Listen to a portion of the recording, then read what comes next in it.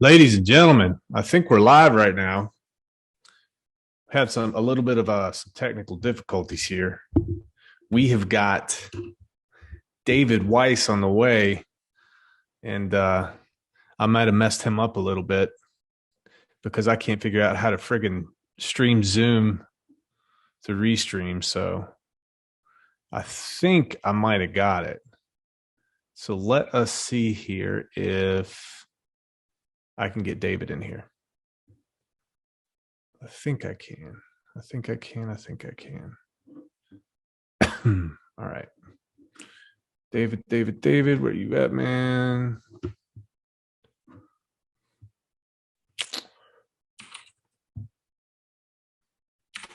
David. All right, we're going to do that. We're going to send it this way.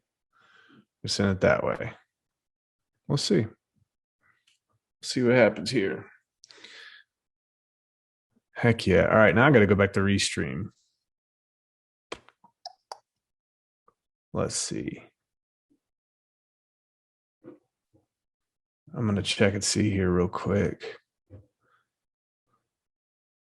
Can you get in here, David? Yeah. Oh, we can go to chat. Oh, chat. What's up, chat?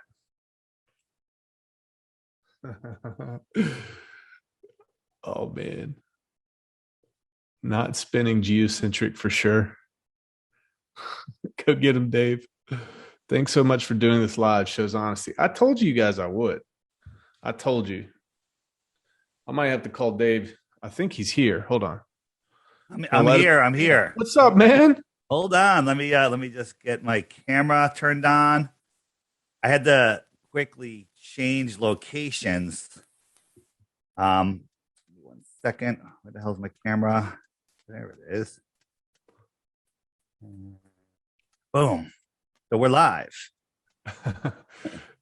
Dude, what's up, man? That was a rough one, man. But hey, guys, just to be completely clear, we're 16 minutes late because of me. So it's not because of him. Sorry, guys.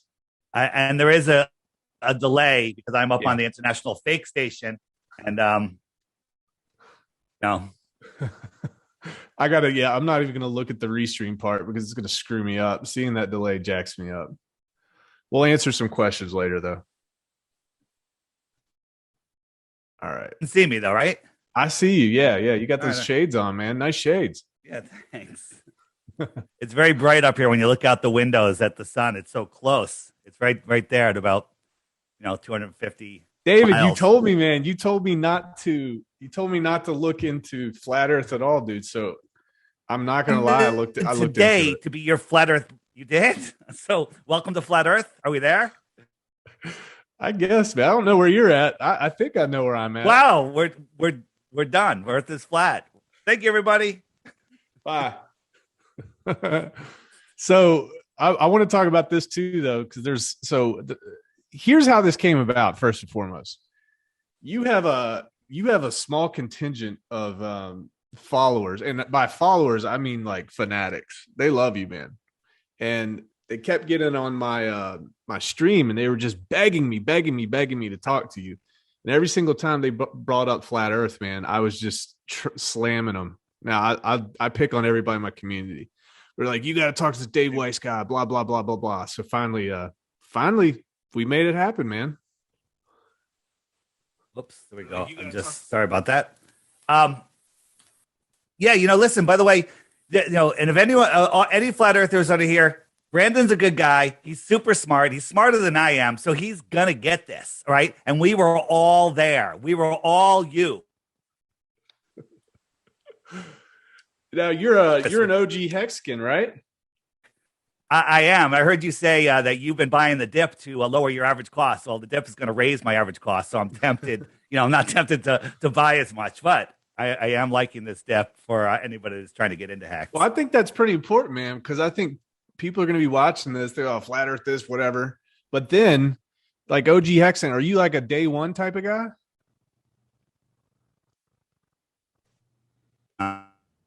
Uh-oh, missing you. You're back. Let me just check my internet feed real quick. Yeah, check your internet. I'm good. Yeah. 1 second. What is going on there? Talk why I'm trying to figure out what's Yeah, going yeah. on. But he is he's a day one. I think he's a day one. I think you got in way, way early, and you wear that decentralized shirt quite a bit, don't you? I do sometimes. Hey, listen, my internet sucks right now. Let me jump out, talk to Yeah, people, yeah, and yeah. let me come back in. I got to get my internet. No problem. I'll be right back. It's me. It's me. All right, let me look at these comments. All right. Now it's gonna be a little bit different because I can't highlight these damn things. Let's see here. Davis. Davis gave me $100. Dave Weiss is the man with integrity, not me. Flat Earth has been exploding. Wes Fe. Mark Rizzo. We going balls deep on Flat Earth. I guess so, man. You guys are really excited. I'm curious, like, why are you so excited? Have you seen these slaughters before? I need a flat Earth definition. Awesome, Austin. Picture of a boat on the sea. I kind of see what you're saying there. Get ready to be mind screwed, Chuck Whitman. Tribal sounds, bro. Flat Earth found me, then I found Dave. Uh, Ramon Carrillo took me 2 years. Awesome, Austin. LOL. Tribal sounds so hype right now. Flat Gang. Awesome, Austin. God dang, man. Where's my people at? Dude's wearing shades inside. I guess so. So Dave, if you guys just joined, Dave is going to come back on. His internet's a little bit screwy right now, so he's going to come back on in just a minute. I just got that damn fiber. It's dependable. I love fiber. I love it, love it, love it. Awesome, Austin. Chainsaw Cat and Kelly D. Wilson. It's flat. Chainsaw Cat. Brandon seems like a cool dude. I'm not a cool dude, and I am not worth listening to. I assure you. You will be flat Earth after talking to Dave Weiss. Here's what I got to say, guys. Let me tell you who I am. I'm the type of person that will listen to anything, and I want to know the truth, and I'm going to assume that he's going to tell me a whole lot of things that don't make sense, and it's going to cause me to look into it. I'm well prepared for that. Like, that's going to happen, and that's okay. That's what I want. And I tell everybody right now, like, I want anybody on this stream. I want to talk to anybody. Let's see what Dave says. Make sure, see if this link still works. Okay. Okay, cool. David emailed me earlier, like an hour ago. He said, Brandon, looking forward to your flat Earth birthday. Oh, gosh. Okay. All right. Celebrate the truth. Nice, bro. Balliet Brand, my man. Thanks for coming on. DHEX 6961. Do not smash the like, people. Okay. The Wes Fe, the legendary Junicorn. Wow. The Earth is flat and stationary, no curve. Joshua Barnes, flat. Marion M. I don't want to butcher your name. I do, but I have a little respect. Ramon Carrillo, flat Earth means that you understand the Earth is not a spinning ball jetting through space. Okay. Team Gas, because when you wake up, everything about your life changes. Man, everybody's making some pretty lofty claims right now. Apparently, my life is going to significantly change. That's what you guys are trying to say. Tell us about you. All right. Well, I guess there are a lot of people in here. So I run a channel called Rags to Riches. Let me see this. I'm not even gonna screw with this, man. I guess I'm going through Zoom, so I'm not gonna jack it up. But Rags to Riches, and I talk about crypto. I talk about communism. I talk about socialism. I talk about things that happen in our world. I talk about things I want to talk about, and if people like what I'm talking about, cool. If they don't, that's fine too. I've done reaction videos to rap videos. I just chop it up, man. I did a live stream with Justice Hill. He's the running back for the Baltimore Ravens. That was pretty interesting. And actually, we're going to have another one here pretty soon, beginning of December with him. just to catch up and see how he's doing. Diligence, humility. I am not a fanatic. From what I heard of flat Earth and started to investigate, it went 2 years before I realized that it's flat. It's a hard one to swallow. Yeah, it is. Now, I was what's called an aerographer's mate in the Navy. So we did a lot of navigation. We did a lot of we did weather balloons. It was meteorology, I guess, weather observer. So we did a lot of that stuff in the Navy. So I'd be interested to bring up some topics that I have questions about there based on my actual firsthand experience and research. Davis, $20. Davis says, remember, Brandon, I personally planted the flat earth seed. And now David Weiss will water it. Dude, you have paid me so much money. And finally you get your way. Did you think I was going to do it, Davis? Did you really think? Flat earth people are all earth people. Oh, God. Oh, God. That sounds a little bit too close to what we're dealing with. All right. Zechariah Williams, read the first page of the Bible. 200 plus verses support a geocentric stationary plane. I thought about that, but he told me not to look into it. He told me not to look into anything. He's going to blow my mind. So I didn't look into anything.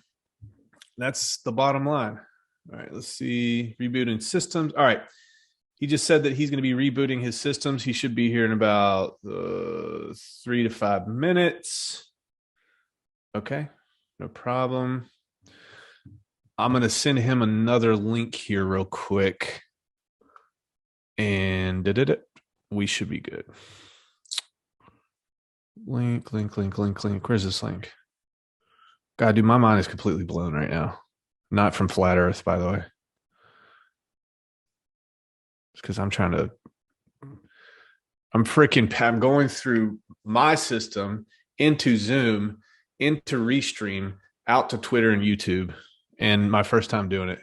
There he is, I think he's back.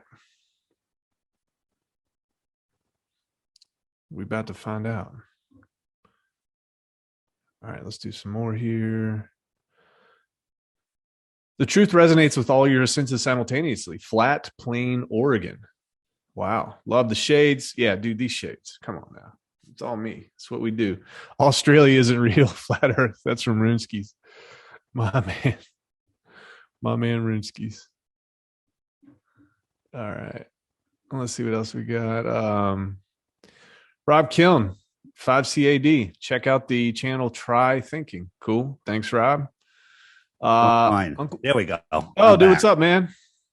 Sorry about that. No, you're fine. Get rebooted here. Something happened. My Wi-Fi went down. It must have lost satellite coverage or something. Oh, that's not good. Making a flat earth joke. I'll be getting a lot of those, I'm sure. No, today I'm going to point towards a lot of doors that you didn't realize were there.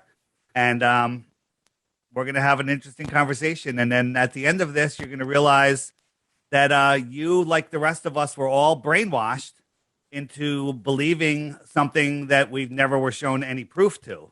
All right. So, where do you want to start is my question, because there's so many places. Is there's something that's burning on your mind? Do you even understand what the flat earth model is? And by the way, I'm not talking down to you at all. Anything I ask you today, I didn't know the answer to when I first learned about this. And I thought it was the dumbest crap ever. Banned people from my social media for life for even suggesting that I look at a flat earth video, because that's got to be the dumbest crap ever. Well, let me tell you where I'm coming from. I want to know what you know. That's the bottom line. And I'm open to it. I want you to talk to me about it. I'm going to ask you questions. We'll just feed off each other. And I just want you to tell me, because I don't know shit about it.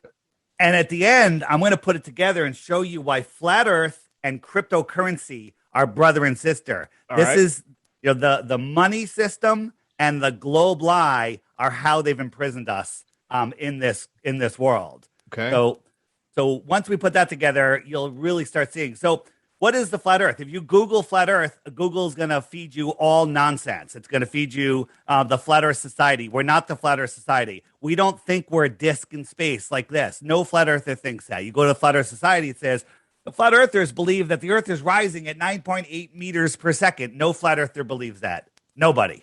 Not even nobody. There's no flat earthers that believe that. We're not a disk in space with other round planets, with other disk planets. We're not in space at all. Okay. So you have to get that entire space travel, Star Wars, Star Trek, everything that we were brought up on, everything that we loved. I'm sure you love space movies, right? Sure. We all did. I'm going to replace it with something else. So don't worry. I'm going to take your ball away. I'm going to remove all the space movies from you, but I'm going to give you something better, something more interesting, something that actually works. So what is flat Earth? I always start off with this image right here. This is, we're like a pond. Think about this, a puddle, a pond, a lake, just different size bodies of water at rest. And what holds them together? They all have a container. The edge of a pond is where the land is higher than the water all the way around. And to prove that, you can lower the land on one side and the water will just flow out. It'll seek its ultimate base level, right? So the world is like a giant pond. All of the continents and islands are surrounded by water, but all of the water is surrounded by higher land. Okay. Antarctica is the highest land on Earth. If you look, they tell you Antarctica is this island at the continent at the bottom of a ball. And it is the highest land on Earth. But that's not the way it is at all. Antarctica is the land that surrounds our world pond, I call it, our world lake. And large bodies of water at rest lay flat. Okay. And now this is something that we can actually prove. So do you know how the circumference of the Earth is? Probably not. I didn't. 24,000. Look at you. 24,901 to be exact. That's what they say. And at that size, that would dictate that a 6-foot tall person standing at the edge of the water should see a physical horizon no farther than 3 miles away. Because at 3 miles, the drop is 6 feet, according to globe math, not flat Earth math, globe math. Okay. So you shouldn't be able to see any farther than that. It's like this hallway here. If I walked around that hallway, you wouldn't be able to see me anymore because I'd be gone. And no telescope would be able to zoom me back in because I'd be behind a physical, let's flip this over. I'd be behind a physical horizon. You with me? Mm-hmm. Okay. But we can see too far with our naked eye. Like I can go down to my beach. I can see underneath the Whitestone Bridge in New York. I'm in Connecticut. Okay. It's 25 miles away. I shouldn't be able to see the tops of the stanchions, let alone underneath the bridge, but I can see it all. And then our super zoom cameras have made it so guess what? We can see that boats don't go over the horizon. Look, you don't see a boat here for several reasons. One, its angular size is too small. Here's the boat. I'm zooming in. I'm making its angular size bigger. And these little waves in the foreground, they're bigger because they're closer to you. So they make the boat disappear from the bottom up. Watch this boat disappear from the bottom up. Zooming out is the same as the boat just going away. Look, it looks like it's going over the curve, but it's just going out of our angular view.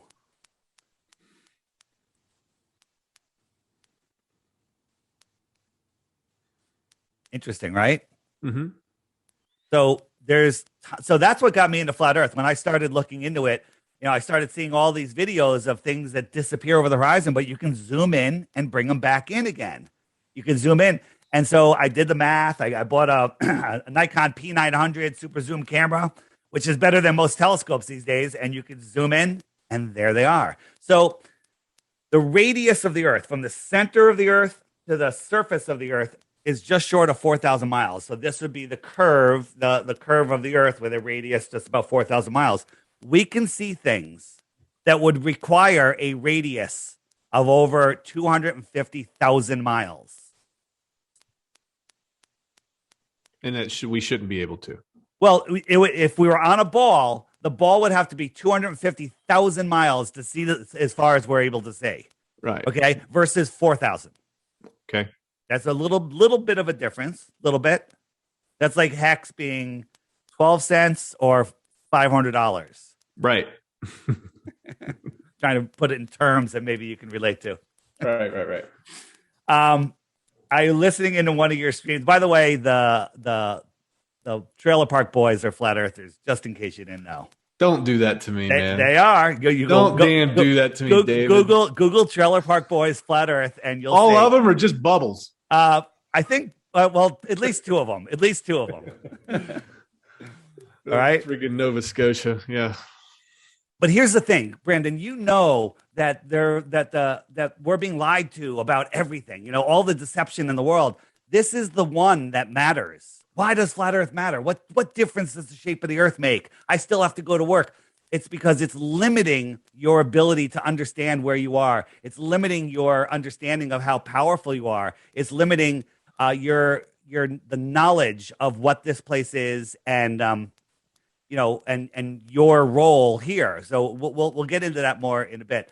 But you had mentioned that these flat earthers, this is a common argument.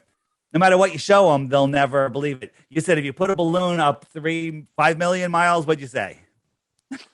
Yeah. What did I see? I don't remember. But if you put a balloon up, even if there was curvature, the argument is it's a some type of telephoto lens, whatever the case may be. A fisheye lens. Fisheye lens, yeah. Yeah. So one, you can't get a balloon up that high. So it's like, you know, what if I put you in a cartoon with Bugs Bunny and Roadrunner? Would you survive? That's a stupid question, right?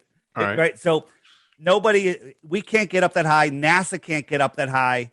So it's kind of just a ridiculous argument. And then you said, well, what about Elon? Let me ask you a question. Did you actually watch the Elon Musk launch of his Tesla in space? I actually did watch it. You did? I got some crazy stuff to show you, actually. I'll show you something crazy. I'm excited. I got a UFO on there, by the way. Well, again, what if it was none of it's real? So what you have an unidentified object in something that's not even real. I'm just trying to find I have a quick little video of Elon. So when they unveiled the car, right? In the vacuum of space. First, you said you have some military experience. How do you have a tire in a vacuum without it exploding? Right. They did no modifications on that car whatsoever. Okay. Oh, here we go. And when they showed this shot of the Earth, they weren't even as high as the International Fake Station. And the International Fake Station, they don't ever see the curve of the Earth. Okay? And then we see this, and then we watch under the wheel here.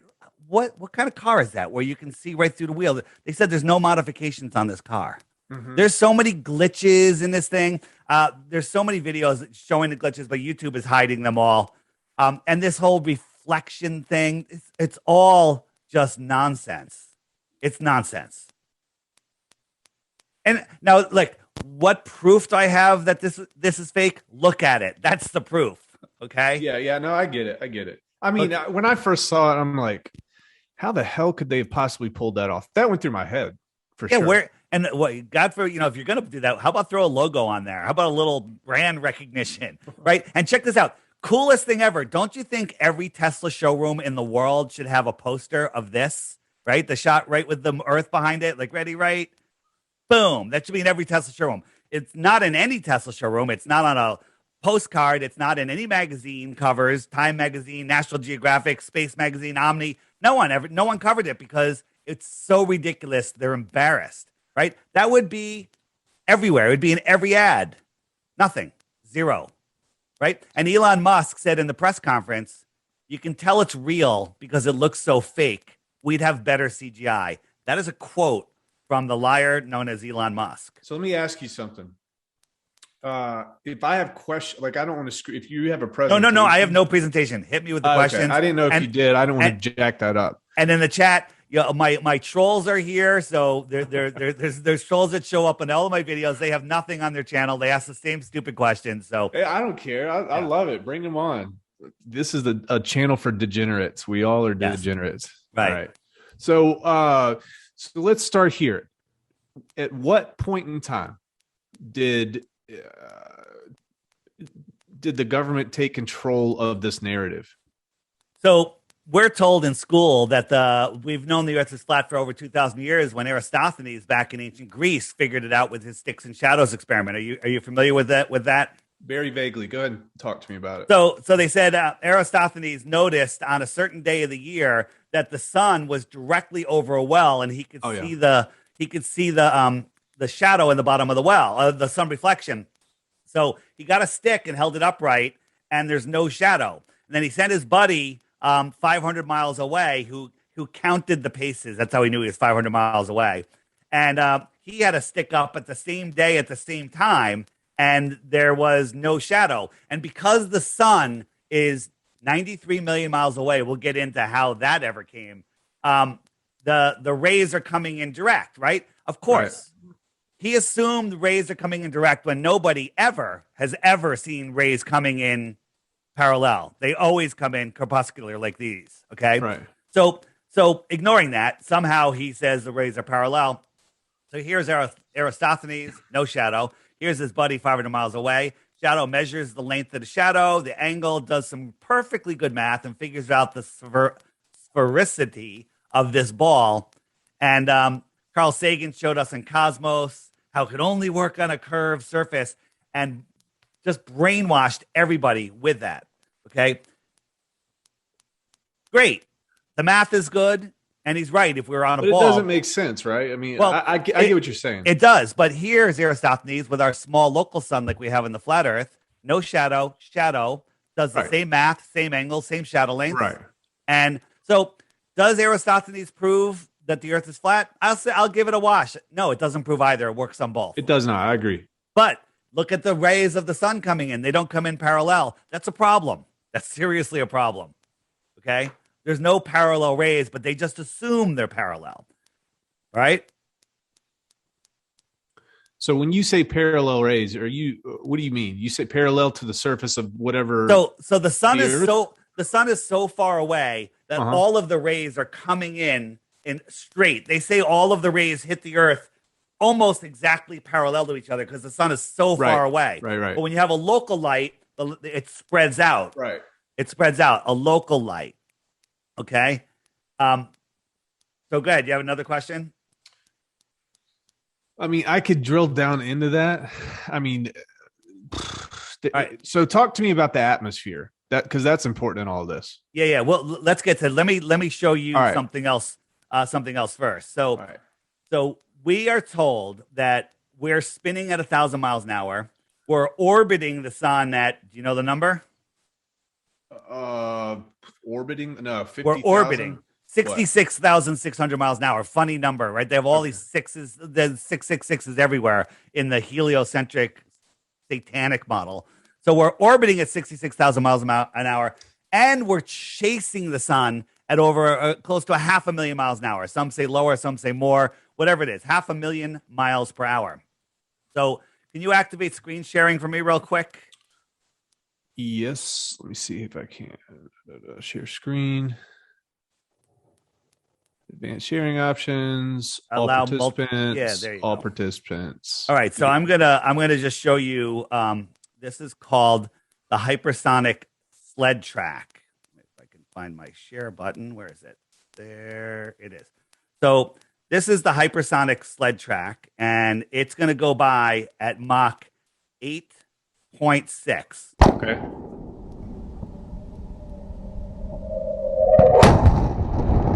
Pretty fast, right? Yeah. So we are orbiting the sun 10 times faster than this. Okay? We are chasing the sun at 90 to 100 times faster than that. All right? And these aren't straight trajectories. These are curved paths, speeding up and slowing down. So we're going 10 times faster and 100 times faster in two different directions. But then we look at nature, and nature tells us another story. Okay? Does this look like its container is moving at those speeds? No. Are you sure? No. Don't you want to say gravity? No, like in my mind, I'll just talk out loud. Yeah. If I'm on a bus and the bus accelerates, everything inside that bus accelerates until it stops accelerating. It's at a constant speed. So is the sun accelerating through the universe, or is the sun at a constant speed through the universe? So the sun is going, and we are circling around the sun. First, we're circling this way around the sun. We're also spinning while we're circling. And then we're also chasing the sun on its curved path. All of them are curved paths. So let's say you're in a car on a perfectly smooth, straight road. You're going 100 miles an hour and you get a dinner plate and you fill it with water. Mm-hmm. Maybe you could hold it if you get really steady. But if that car accelerates, brakes the tiniest bit or turns the tiniest bit, that water is going to slosh. This water is not sloshing. Okay? Yeah. So I'm thinking about, I'm just thinking about gravity. I'm thinking about that. There's no wind resistance in space. There's nothing to slow us down or change that. I mean, if you do go around the circle, you accelerate as you're going around that circle in an orbit. Yeah. And they say that we speed up around the sun and slow down and speed up and slow down. And when you're rotating towards the direction you're going that speed plus 1,000 miles an hour. Right. And then when you come underneath, you're going that speed minus 1,000 miles an hour. So, Brandon, use your senses. Are you moving? Your head might be spinning right now, but before this show, you're not moving at all. And if you look at the if you listen to what they tell us the heliocentric model is doing, we're going 4.5. Wait. How many billion miles a year are we going? We're going like 4 or 5 billion. I forget the number. I just spaced out a number. Yeah. We're going like 4 billion miles a year. Okay. 4 billion miles a year. Are you familiar with the Georgia Guidestones?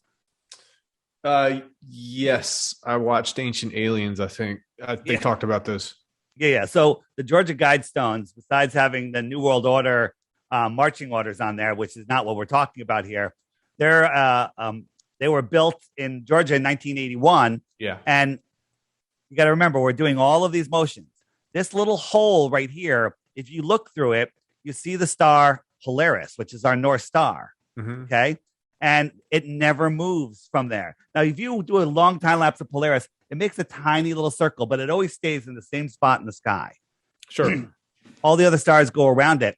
How can we be moving in 3 different directions at once, traveling billions of miles, where all of the other stars, like bees in a beehive, are moving in all their directions, but the stars never change? Go out tonight, make a little star chart, mark the time, set your alarm for next year, same day, same time, and then go out and look at the stars. They'll be in the exact same position.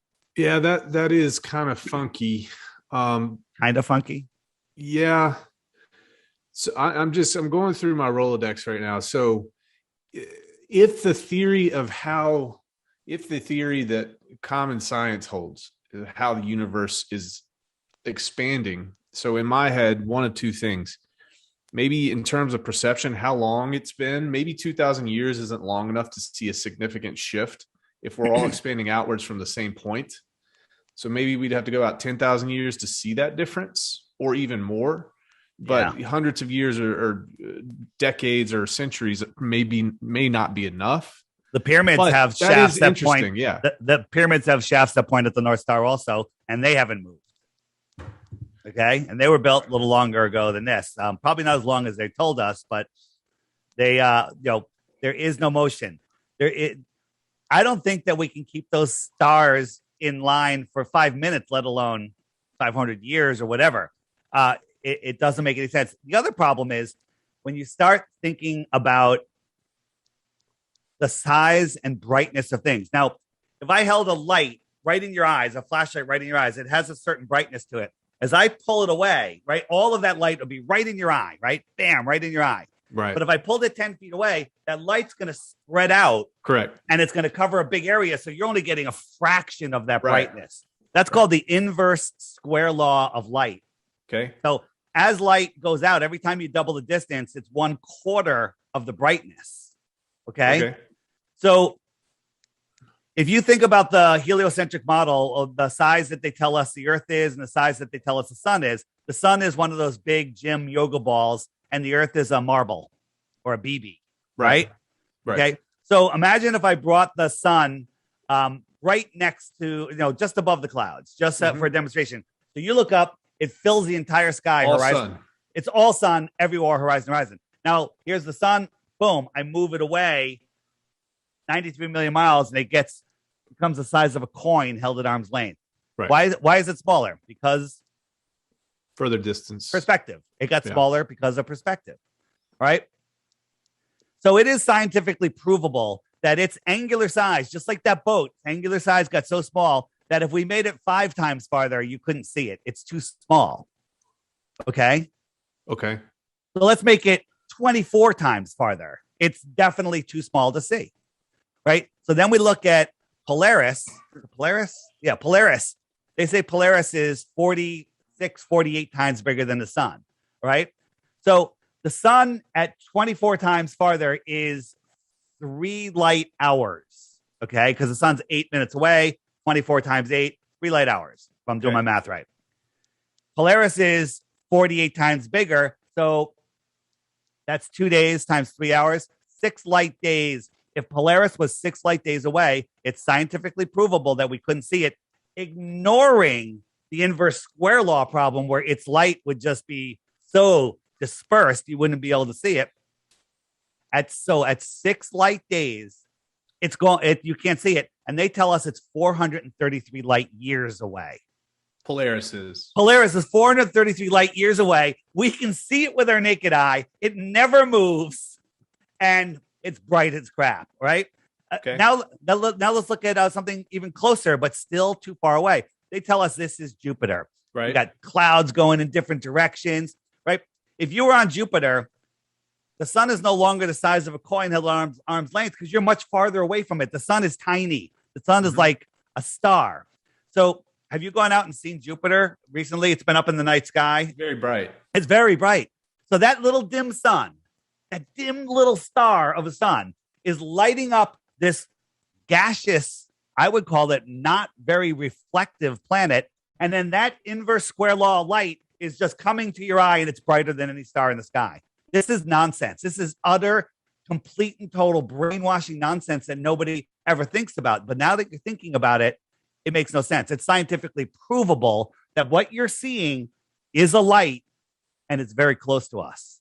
It's here within the Earth system. Referring to the sun, it is here close to us. Is that what you're saying? The sun, stars, and moon, all of them are here within the Earth system.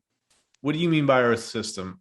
So the way I describe it is the Earth is the foundation of everything that we know. It's the foundation of our world. What's underneath the Earth? Well, what's inside the ball? We don't know.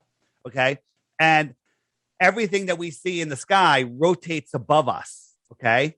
So we're here this is the foundation of the world.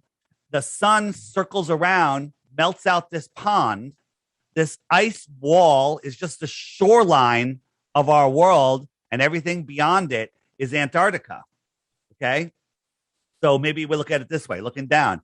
Here's our world. Here's our sun, and it melts out this pond, and all of this is Antarctica. What's out there? We don't know because it's off limits, right? Nobody is allowed to go beyond 60 degrees south, except if you buy a vacation that costs you $20,000, $50,000, whatever. You go for 3 days. They bring you here. They show you penguins. They show you some ice, and then they kick you out. No one's allowed to independently explore out here. Why? What do they say? Well, they say, whether the story is true or not about Admiral Byrd in the 1940s and 50s, he went out there and they were exploring Antarctica, and he said he saw land beyond the poles. That's a problem on a ball that is bigger than the United States, filled with resources that no human has ever stepped foot upon. Was that like in his diary, or is that like a naval? Was he a naval guy? He was a naval guy, naval guy. And he went on CBS or ABC News. Okay. Just look up Admiral Byrd. Yeah. And he talked about this, and then he was silenced, and then he died quickly after that. Interesting. And then they put in the Antarctic Treaty. The Antarctic Treaty says, and a dozen countries signed on immediately, and now all the countries in the world have signed on. And the Antarctic Treaty says nobody, this is since 1959, is allowed to explore Antarctica under any conditions. No corporation, no person, nobody. And you can't even question the treaty until the year 2041.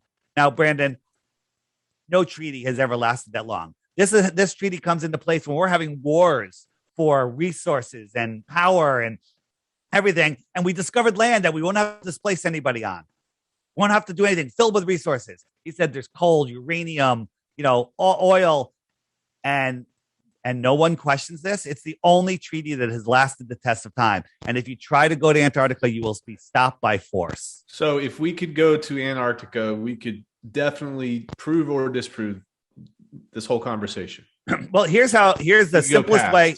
Here's the simplest way they can prove the Earth is flat. One day they can end this. By the way, we've tried to get Neil deGrasse Tyson, the actor, Bill Nye, the lion guy with the bow tie, try to get any of these guys to debate us, and they won't, because they'll get destroyed by a dummy like me. Okay, I'm teaching Flat Earth 101 here. There's so many people that know more than I know, but I'm introing you to the basics. So they're like, we don't have time for flat earthers, but then they do show after show after show mocking flat earthers. They spend all of this time, and then they're also reacting. Every time we expose one of their lies, they move the goalposts farther and they change it. Like Neil deGrasse Tyson goes, Felix Baumgarten, he said he saw the curve. He can't see the curve. That stuff is flat, he said. That stuff is flat. Look up Neil deGrasse Tyson. That stuff is flat. Okay, so here's how you prove it. Oh, yeah. I think he was on a podcast or something, right? Yeah. And well, no, I heard him say that. He was doing a show, and a lot of podcasts play it. But again, there's no way he could have seen it from that altitude. He'd have to be like 15 or 20 times further away to see the curve or something. Or 100 times. That's what they say, but nobody, no one has ever seen it. And you were talking before about GoPro cameras. They did two space jumps before, limit of space, whatever they call. 3 test jumps before the one that was televised, and those ones were done with regular cameras, and it showed a flat Earth. This time they used GoPro cameras, and look, you could see the curve of the Earth. Okay, now here's something funny. He went up to I think 127,000 feet. Mm-hmm. They lost communications with him. They couldn't talk. They couldn't radio from the ground to 127,000 feet. But Nixon can call the guys on the moon and talk in real time. That's a whole nother story. Okay. He said he saw the curve. Now, is he a liar, or did he see the curve? Well, he's wearing a rounded glass helmet, which he'll see the curve standing on the ground. So either he thought he was going to see the curve and he saw the curve through that, or he's a liar. Either one, I don't care. But if you analyze this picture and zoom in on these rivers and stuff, okay, this is all New Mexico. All of this is New Mexico. So New Mexico is either a quarter of the planet, or this is a fisheye lens. I'm not saying this is fake. I'm saying those are your options. Okay. So this is planet New Mexico. This proves that it's not a shot. This is from almost the same height. This video. The Earth is flat and stationary. Here's the other thing. He went up. Took him 3.5 hours before he jumped. The Earth is spinning to the east at 1,000 miles an hour. Mm-hmm. He should have landed 3,000 miles out in the ocean, maybe out west, right? Mm-hmm. But he landed east of where he took off from. So and somehow he took off. How did he take off? He took off balloon. Just via balloon straight up, right? Balloon straight up. So he's unattached from the spinning Earth, getting up into thinner and thinner air, and somehow he accelerated to outrun the spin of the Earth. That's a good point. That's interesting. Like the other part about New Mexico, like that point, like Neil deGrasse Tyson said the same thing you just did. Like there's no way. You'd have to be much further. You know why he said it? Because we exposed it, so they had to own it, so it didn't look like we were owning it. Like we exposed them. They had to, but I say move the globe post. Yeah. I get what you're saying. Neil deGrasse Tyson said, there was some Super Bowl game that was won by the spin of the Earth, where it bounced off the field goal, bounced off the bleacher, it bounced in, and he goes, and that's because the Earth was spinning. He did some calculations. So a football is affected by the imaginary Coriolis effect, but a balloon is not. Okay.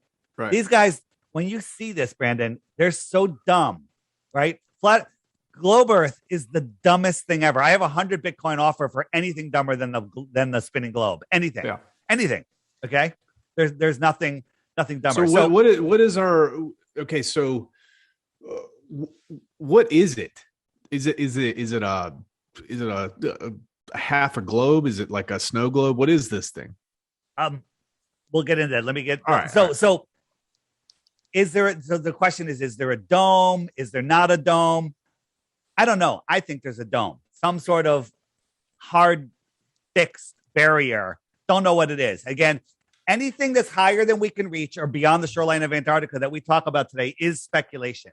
We don't need to go beyond the shorelines of Antarctica or where we can't reach to prove the Earth is not a globe, right? We can do that all here, things that we can measure. So here's how, and this is a call out to all science professors, millionaires, anybody that wants to do this, and it's not even that expensive. Get 2 airplanes. Go, we all meet in Santiago, have a nice dinner, pasta, whatever, and then we fly over to Antarctica. We refuel here, and we get 1 plane filled with flat earthers, globe earthers, scientists, everybody, Neil deGrasse Tyson, and it just flies about 1,000 feet off the ground so we can see the ground and just follows the shoreline. Follow the shoreline. Same time, we send another airplane here. This way we can verify that we're following the shoreline. We can verify the speed that we're going because you can see the ground and understand, I'm going to average speed of an airplane, 500 miles an hour. And 7,000 miles later, both planes are going to meet over here. Boom, you just proved this is about 13,000 miles around. Okay. But that's not how the Earth is set up. And the last person to try to circumnavigate Antarctica properly, now there's a sailboat race, but that's a whole nother thing. The last person was Captain Cook, and it took him 3.5 years. He went over 60,000 miles.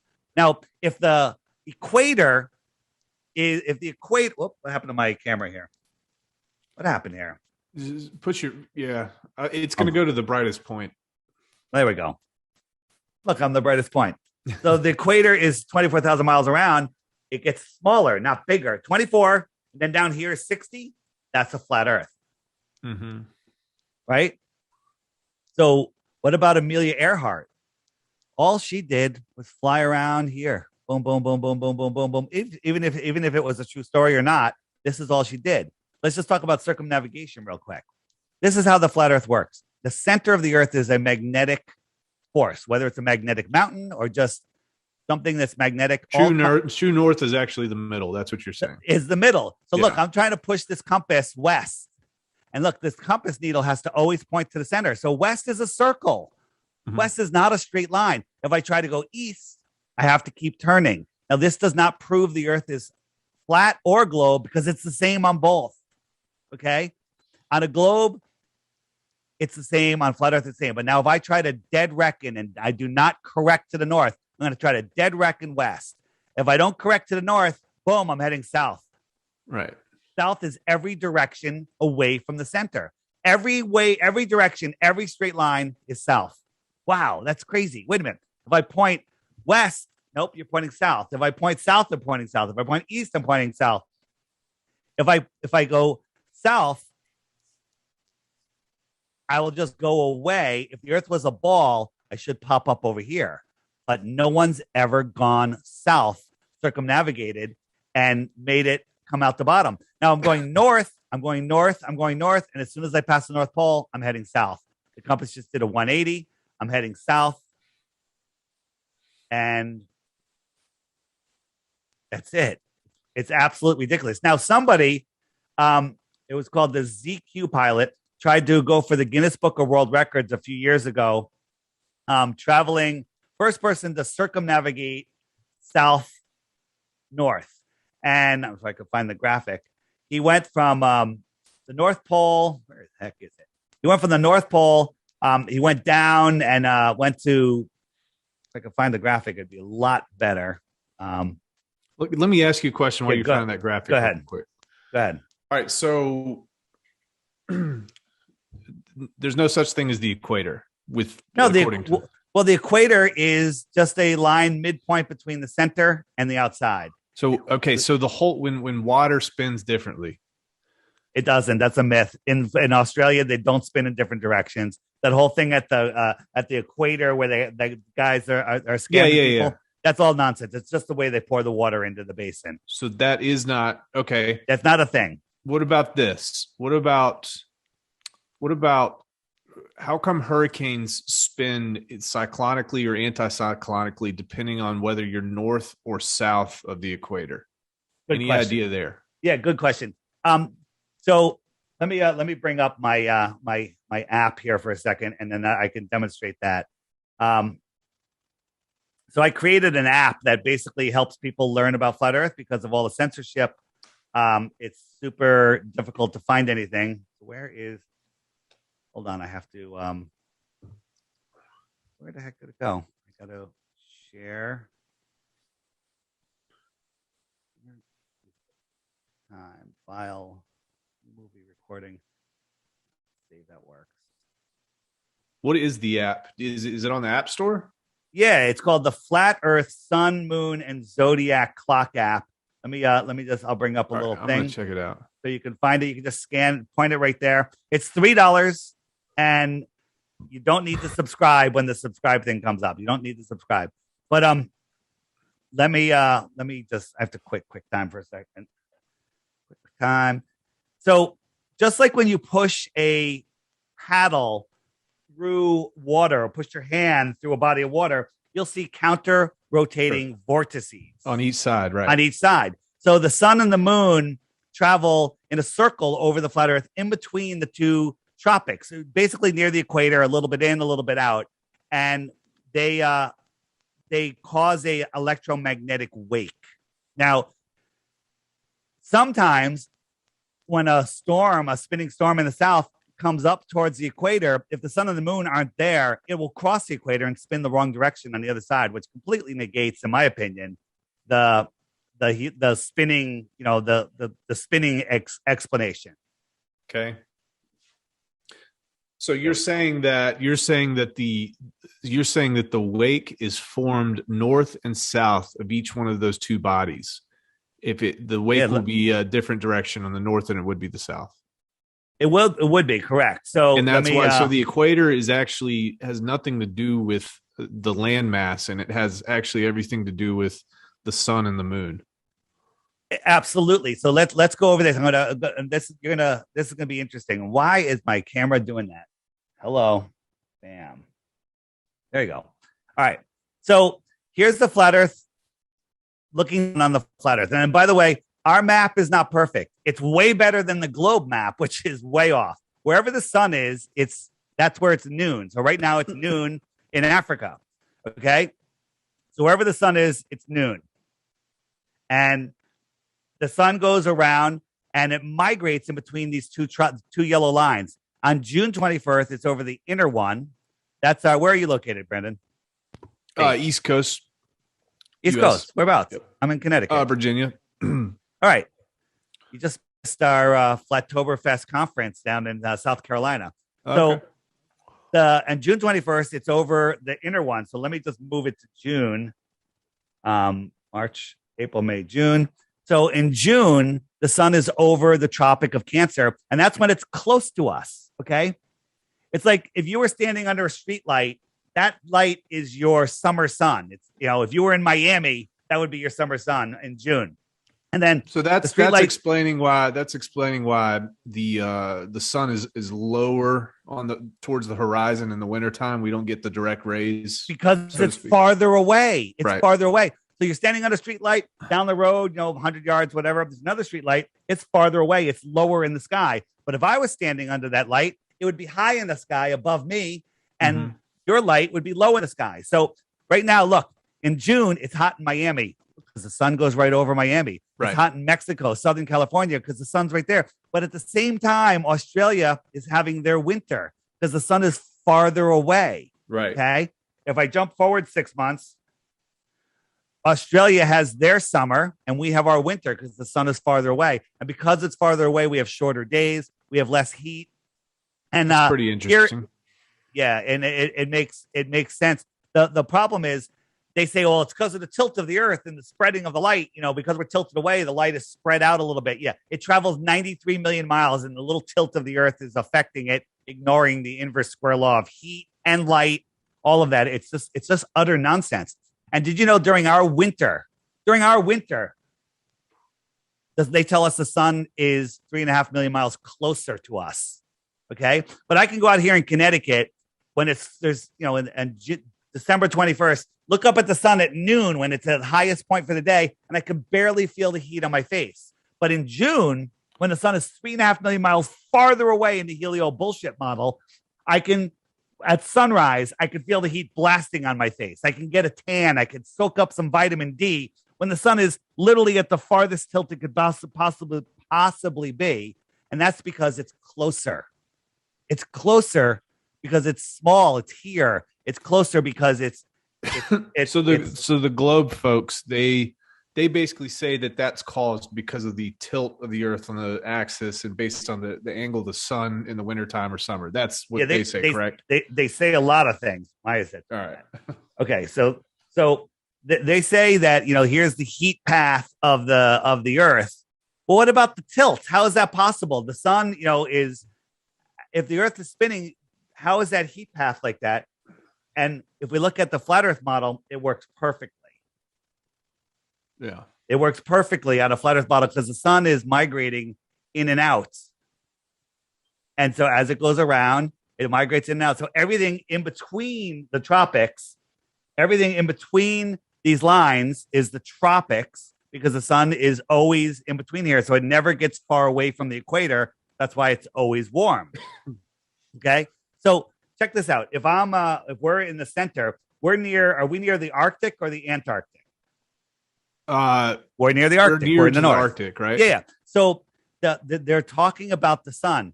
Anything inside of the Tropic of Cancer is considered the Arctic area. Okay. The sun is arcing around us. You see it arcing around us? Mm-hmm. Anything outside of the Tropic of Capricorn, anything outside of this is near the Antarctic. And if you're out here, southern, Santiago or South Africa or southern Australia or New Zealand or out here in Antarctica, the sun is no longer arcing around you. It's coming towards you and then arcing away from you. So it's antarcing, the Antarctic versus the Arctic. All right. So let me ask you this. How do we explain the prolonged nights in the northern latitudes? Absolutely. It's like 90 days a night or something. Yeah. So the sun we can only see the sun at a certain distance. So when the sun is all the way out here, when the sun is out far away from the Arctic, you can't see it never gets close enough to light these inner places. Now the app, there's a lot of gray area on the app. The app doesn't show it exactly, but I have some videos that do show night and day. Let me actually show you that. Well, actually, I'll show you that in a moment when I get out of the app. And so I am actually confused. So what causes night and day in this model? All right, so let's get out of the app and then I'll show you. So what causes night and day?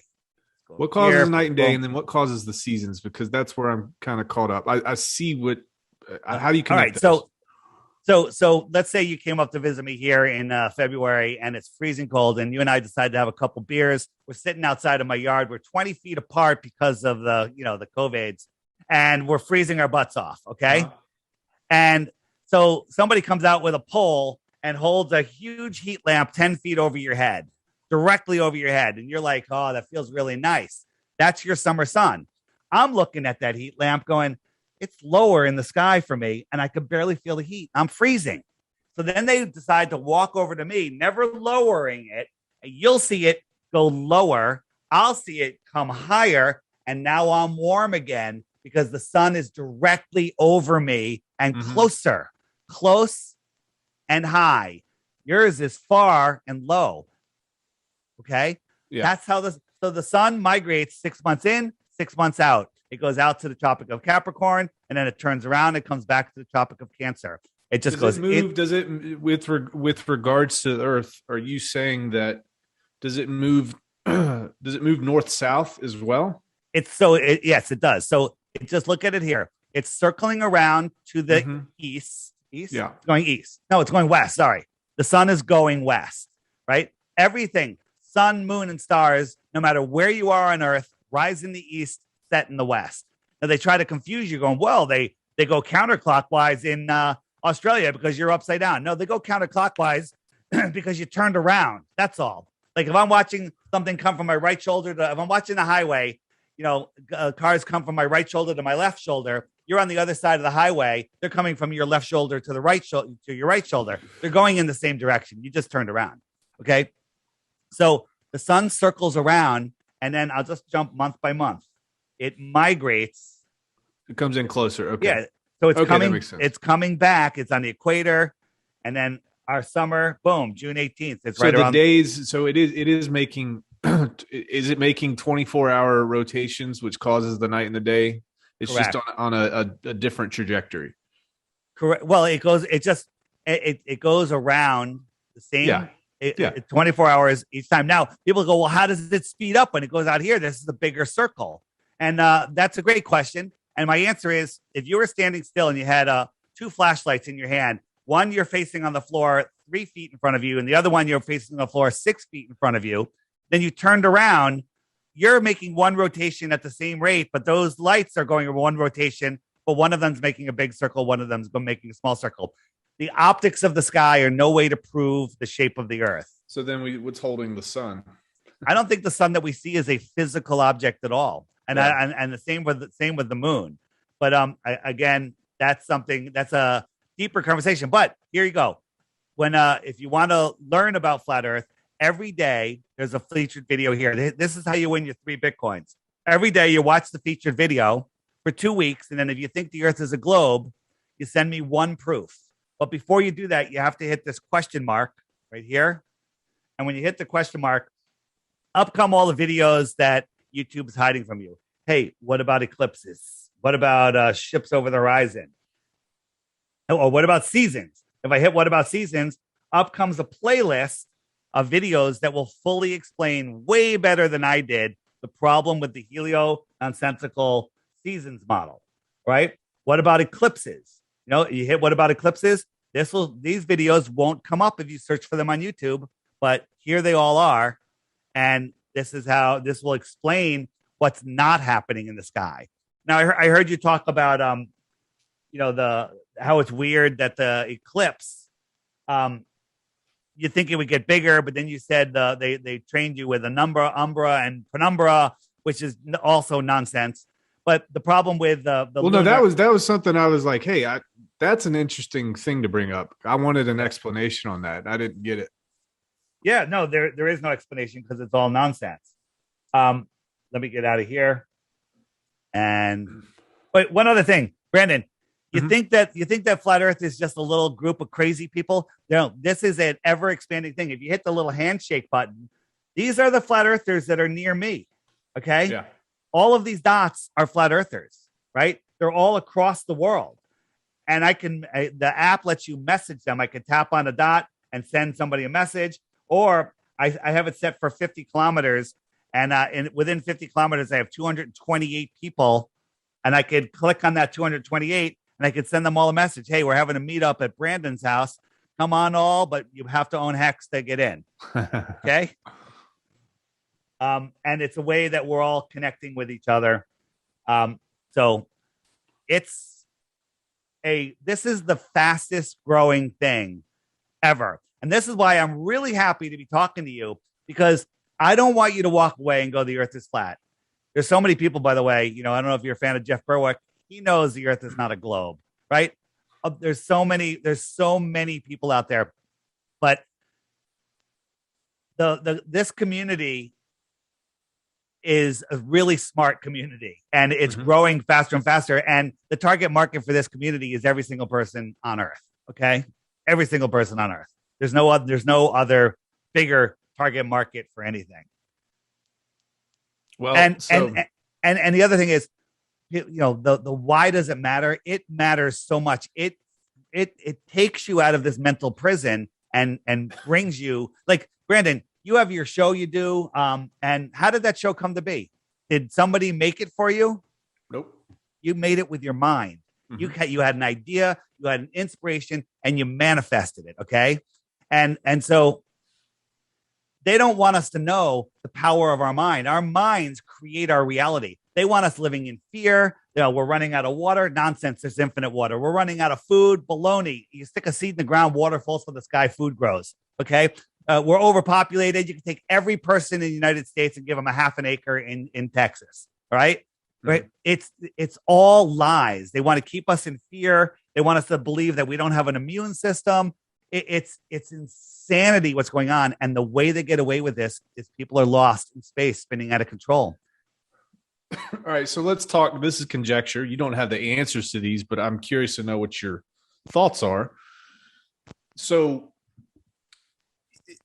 to make this all work, there has to be some type of governments have to be working together for some reason. Either they're in on it and they're the reason and the cause of it, or there's something else that's working together with them. Yeah. Talk to me about that. Yeah. So NASA runs all of the space agencies in the world. They're all nonsense. And they, China just landed on Mars, right? Did you know that China landed a rover on Mars last year? Here is the only proof that China landed a rover on Mars. This was shown live on television. I don't know who the hell filmed it. Look at this shadow, too. All right. You know who laughs at that? Kyle, Cartman, and Kenny. They're all laughing at that. They're like, that's ridiculous. Obviously, okay? like cartoon and yeah. Well, that's all. This is all they have. All they have to show us. Okay.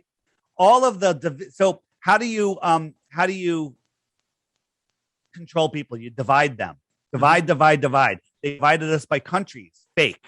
They divided us by religions, by sexes, by genders, by political parties, by vaxxed, unvaxxed. They're dividing. Right now, dividing genders. They're dividing us. And then they want us staying 6 feet apart. They want us covering our faces so we can't even communicate. It's all about division, right? The only power that anyone has over you is in your imagination. Okay, it's in your imagination. And why I'm talking, we're gonna watch this. This is Elon Musk, right? A fraud. By the way, you're gonna get a link in an email after this with it says Elon Musk fraud. Watch it, 5 minutes. Okay, right. Everything he's ever said. Now there's all different ways they fake it, but this is a fake rocket. There's no smoke. There's just a smoke coming out of the ground. And this is exactly what they showed. Edit. Now, look, it's not very high. You can kind of tell, oh, look at that. It looks pretty high. But you can tell it's not high because of the side angle. Now, look, this is going to turn off. Now it's all of a sudden it's high. And now it's going to free fall. 40,000 pounds free falling. Look at the smoke. Is this 40,000 pounds free falling? Watch the next edit. Watch this. Look at it now. Is this free falling or is this nonsense? This is nonsense. Now look how high it is all of a sudden. I did not edit this. Okay. Now this thing, the engines are going to turn on. It's going to magically spin over, right? You have some military experience. Think about this. These 3 little engines are going to flip. Now look how high it is all of a sudden, right? Now watch this. It's going to turn on. The camera's somehow going to go underneath it. It's just a movie edit. Look, somehow we're underneath it. 2 of the 3 engines are going to turn off. Now look, again, watch the smoke, watch the flames. How fast is this thing moving? And it's going to land upright with a bunch of CGI smoke. Look, smoke. Okay. This is baloney. And people believe this. Now, if you have 2 choices. This is completely fake. And so is everything SpaceX does, which unwinds to every space agency, or this is real. And there's no helping you if you think that. So the only way to know whether or not it is or not is to be there when it happens. Yeah, that's a problem. One, nobody's there. The other thing is, let's look at the I disagree with that statement because this is physically impossible. The edits are just ridiculous. Here is the famous space shuttle. You Google space shuttle launch, you'll find this exact video. Edit. Now watch. This thing has got to lift up 4 million pounds with superheated thrust. Now, look, they show these people. These people are over 10 miles away, but they make it look like they're right there. Look, they must be right there. Okay. Have you ever seen what a tornado can do to a tree, a telephone pole, or a fence? It ties it in knots. It turns it into splinters, right? And that's 300 mile an hour winds, right? Round up 500 miles an hour winds, which never happens. 4 million pounds of superheated thrust. And this fence, nothing. Okay. This is a helium balloon. There's nobody on it ever. All of this fake smoke, edit. This thing goes up, it rolls on its back because that external tank is a balloon. This is a fireworks show. All rockets curve, they go out over the Bermuda Triangle, and then they ditch them out there out of sight. Okay? There's so many things wrong with this, but one thing wrong. Oh, there's so many things wrong. Maybe I'll go a little farther. So no, they are launching something. Look at the smoke trail. There is this smoke trail. And in a moment, you could ask me about the Challenger, what happened to them. Okay? Yep. And so they always tell us that the external boosters cannot be turned off once they're lit. The solid fuel boosters. Now, these things are going to be released in a second. And when they release, they still have thrust. They should shoot forward. This thing's going over 17,000 miles an hour. That's crazy. We're going to talk about that in a second. But if you watch the video with sound, you hear that. You hear it at the same time you see it. Well, this thing's 30 miles downrange. If it was 20 miles downrange, how are they going sideways at that speed? If it was 20 miles downrange, you wouldn't hear that for over 90 seconds, right? Thunder and lightning, you count the miles, right? 5 seconds a mile. Speed difference. To sound, yeah. Yeah, but on the video, you hear it. And the only thing the Globe fanboys say is, oh, they edited it to make it, for the viewers so they could understand. Yeah, that's legitimate. That's legit. Why did they do that? Yeah. Thanks for realizing that. And here's where it's worse. Now, the guys on the shuttle are filming this thing falling back to Earth. The story is this falls back to Earth. It's I think it's like 40,000 pounds empty, and it's going to burn up. Now, watch right here while I'm talking. You can see a handkerchief blow by. Watch real carefully. It's going to come by in about 5 seconds. The guys on the shuttle, ready? See it? They weren't right there. So that kind of shows you how fast this thing's going. These guys are on their way to space, somewhere between 17,000 and 25,000 miles an hour on their way up. This thing is falling back to Earth, but they're filming it out the window. How is that possible? The only way it's possible this thing would go a lot higher. Boom. Yeah. Well, it doesn't matter. This thing's falling back to Earth. It's going to burn up before it gets to these clouds, which are right there. Okay. And this thing is a balloon. It could be in the Macy's Day Parade, right? This is nonsense. It could be that there's not enough information for us to definitively say whether or not. Now, I see what you're saying. No, falling? I see what you're saying. They're I don't have filming perspective, though. Yeah, they're filming it from. Now, look at this. This thing has PVC pipes going down the side of it, right? Think about this. You know, with the SR-71 spy plane? Blackbird, yeah. Yeah, the Blackbird. So here's the SR-71, pretty slick, right? Mm-hmm. Right? Besides and this is what they went to the moon in. I'm actually looking for a different graphic. But the SR-71 can go Mach 3.2 any faster, and it rips apart. Mach 3.2, 2,193 miles per hour, any faster, and it rips apart. It also is loosely put together because it expands up to 6 inches when it gets so hot. It gets like over 500 degrees. Right. You can't touch your hand to the glass. This aerodynamic, beautiful piece of art can go Mach 25. Mm-hmm. It's got PVC pipes going down the side. This is not this. Look at this hunk of junk. How can this thing go 10 times faster than that? Well, is it going 10 times faster in the atmosphere or yes? How is a rocket going to push off of nothing? Right? I'm saying it accelerates. If in my mind, here's the answer. This is where my head goes. Right? Yeah. If you're accelerating, you're not going 17,000 miles an hour until you get to a pretty tall height. At that point, air pressure and stuff. I mean, the air pressure, the molecules is what causes it to be hot, just Dave, like the SR-71. I called you Dave. Sorry, Brandon. So have you ever been on like a super fast roller coaster or a super fast car? 0 to 200 miles an hour in 5 seconds. What does that do to you as far as G-forces? Okay, it pins you back. So if you count the length of time that the rockets are running to get it up to speed and divide that by the 25,000 miles an hour it needs to break orbit, it's got to increase in speed something like 200 miles an hour every 5 seconds, nonstop for the entire time that it's burning. Okay?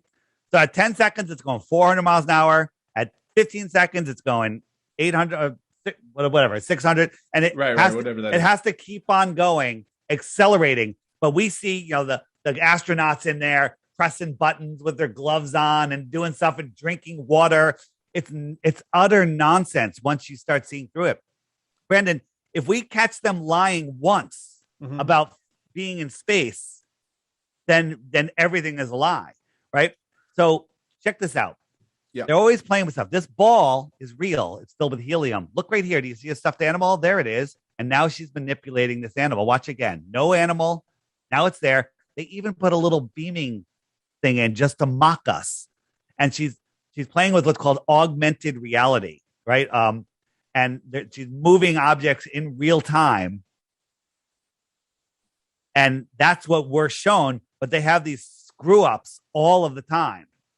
Here's one. These guys are always flipping their microphone around. This guy's flipping his hat around. But in the background, this guy goes floating by, way back in the background. So I zoomed in, and you can see he's on a harness. He's hanging from a wire. And the NASA fanboys go, well, that's for safety. Okay, you're in space. How's that hanging from a harness for safety? Right? And then what happens is in the script, this guy's flipping his hat around, dazzling everybody. I'm going to zoom out in a second. And in the script, he's supposed to hand his hat to the green guy, and the green guy's supposed to put the hat over on the wall. Okay? So I'm editing it back and forth here. But he accidentally moves his arm, and the green guy thinks that he's passing him the hat because the hat's not real. So watch, he moves his arm. He thinks it's the hat, and the guy grabs it and puts it away. Oops. And he's like, oh. And we watch, and they're stuttering. They're trying to recover from this. They're either using augmented contact lenses. They have a screen behind the camera. Did you make that video? Yeah, I took this from the original video. They took down the video, right? They took down the original video, and they do this all the time. Sound with it or any context at all? You know what? We got to find it. Any flat earthers out there that know where the original of this is, I'd love to have it. I was looking for it, but I haven't really looked for it recently. But that's very like, what the heck? But I would want to hear what they were saying just to make sure. Yeah, you should hear them. But by the way, these guys, all the astronauts, they're the dumbest guys on Earth. Have you ever heard an astronaut talk? They're so dumb.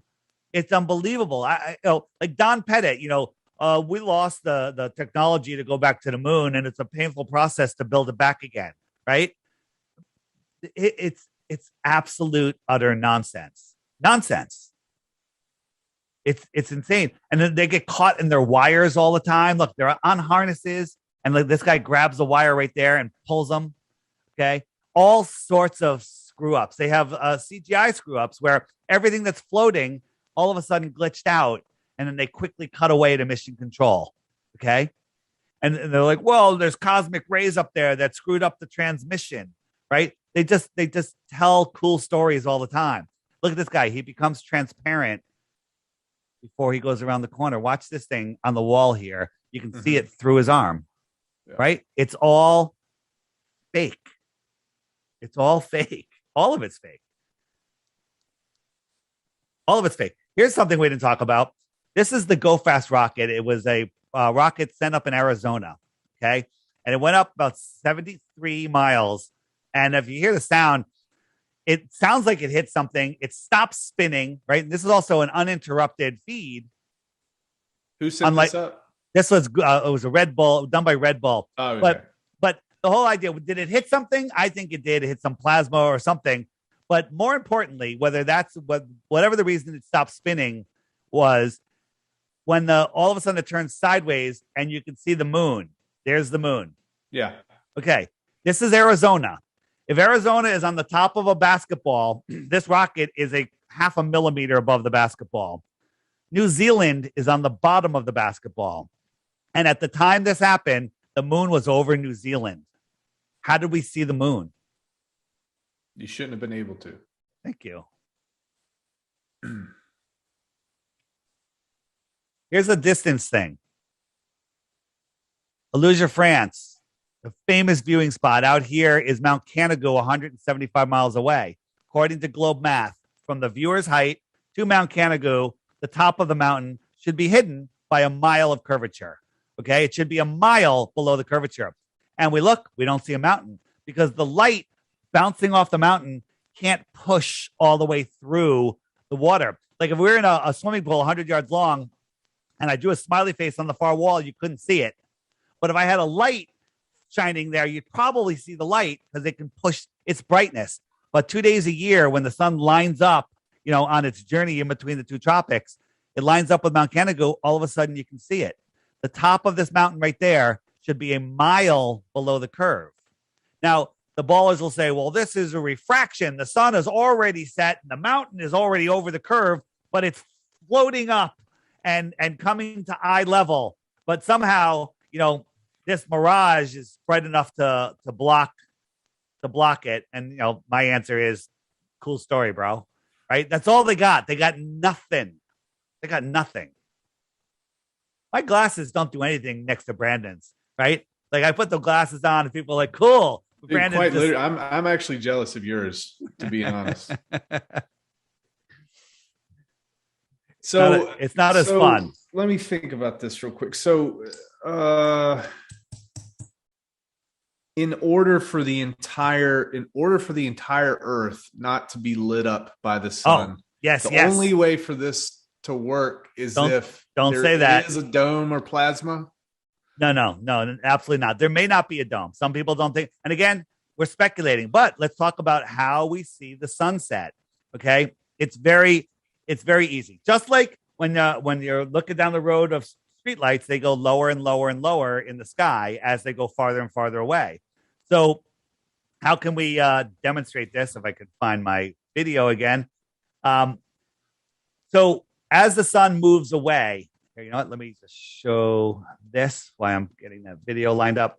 So depending on where you are, the sun, you can clearly see that it's going away. It's getting smaller and well, the size is another thing, but you can see that it's moving farther away. You have to believe that you're falling over backwards here, faster than the speed of sound.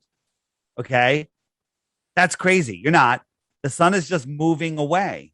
It's just moving away from you, getting farther away. It's getting lower. And as it gets lower, you're looking through thicker and thicker atmosphere. When you look across the atmosphere, it's like if you were a foot under the water in a pool, you look across, you're looking through all the atmosphere. But if you look up, you're only looking through a couple inches of water.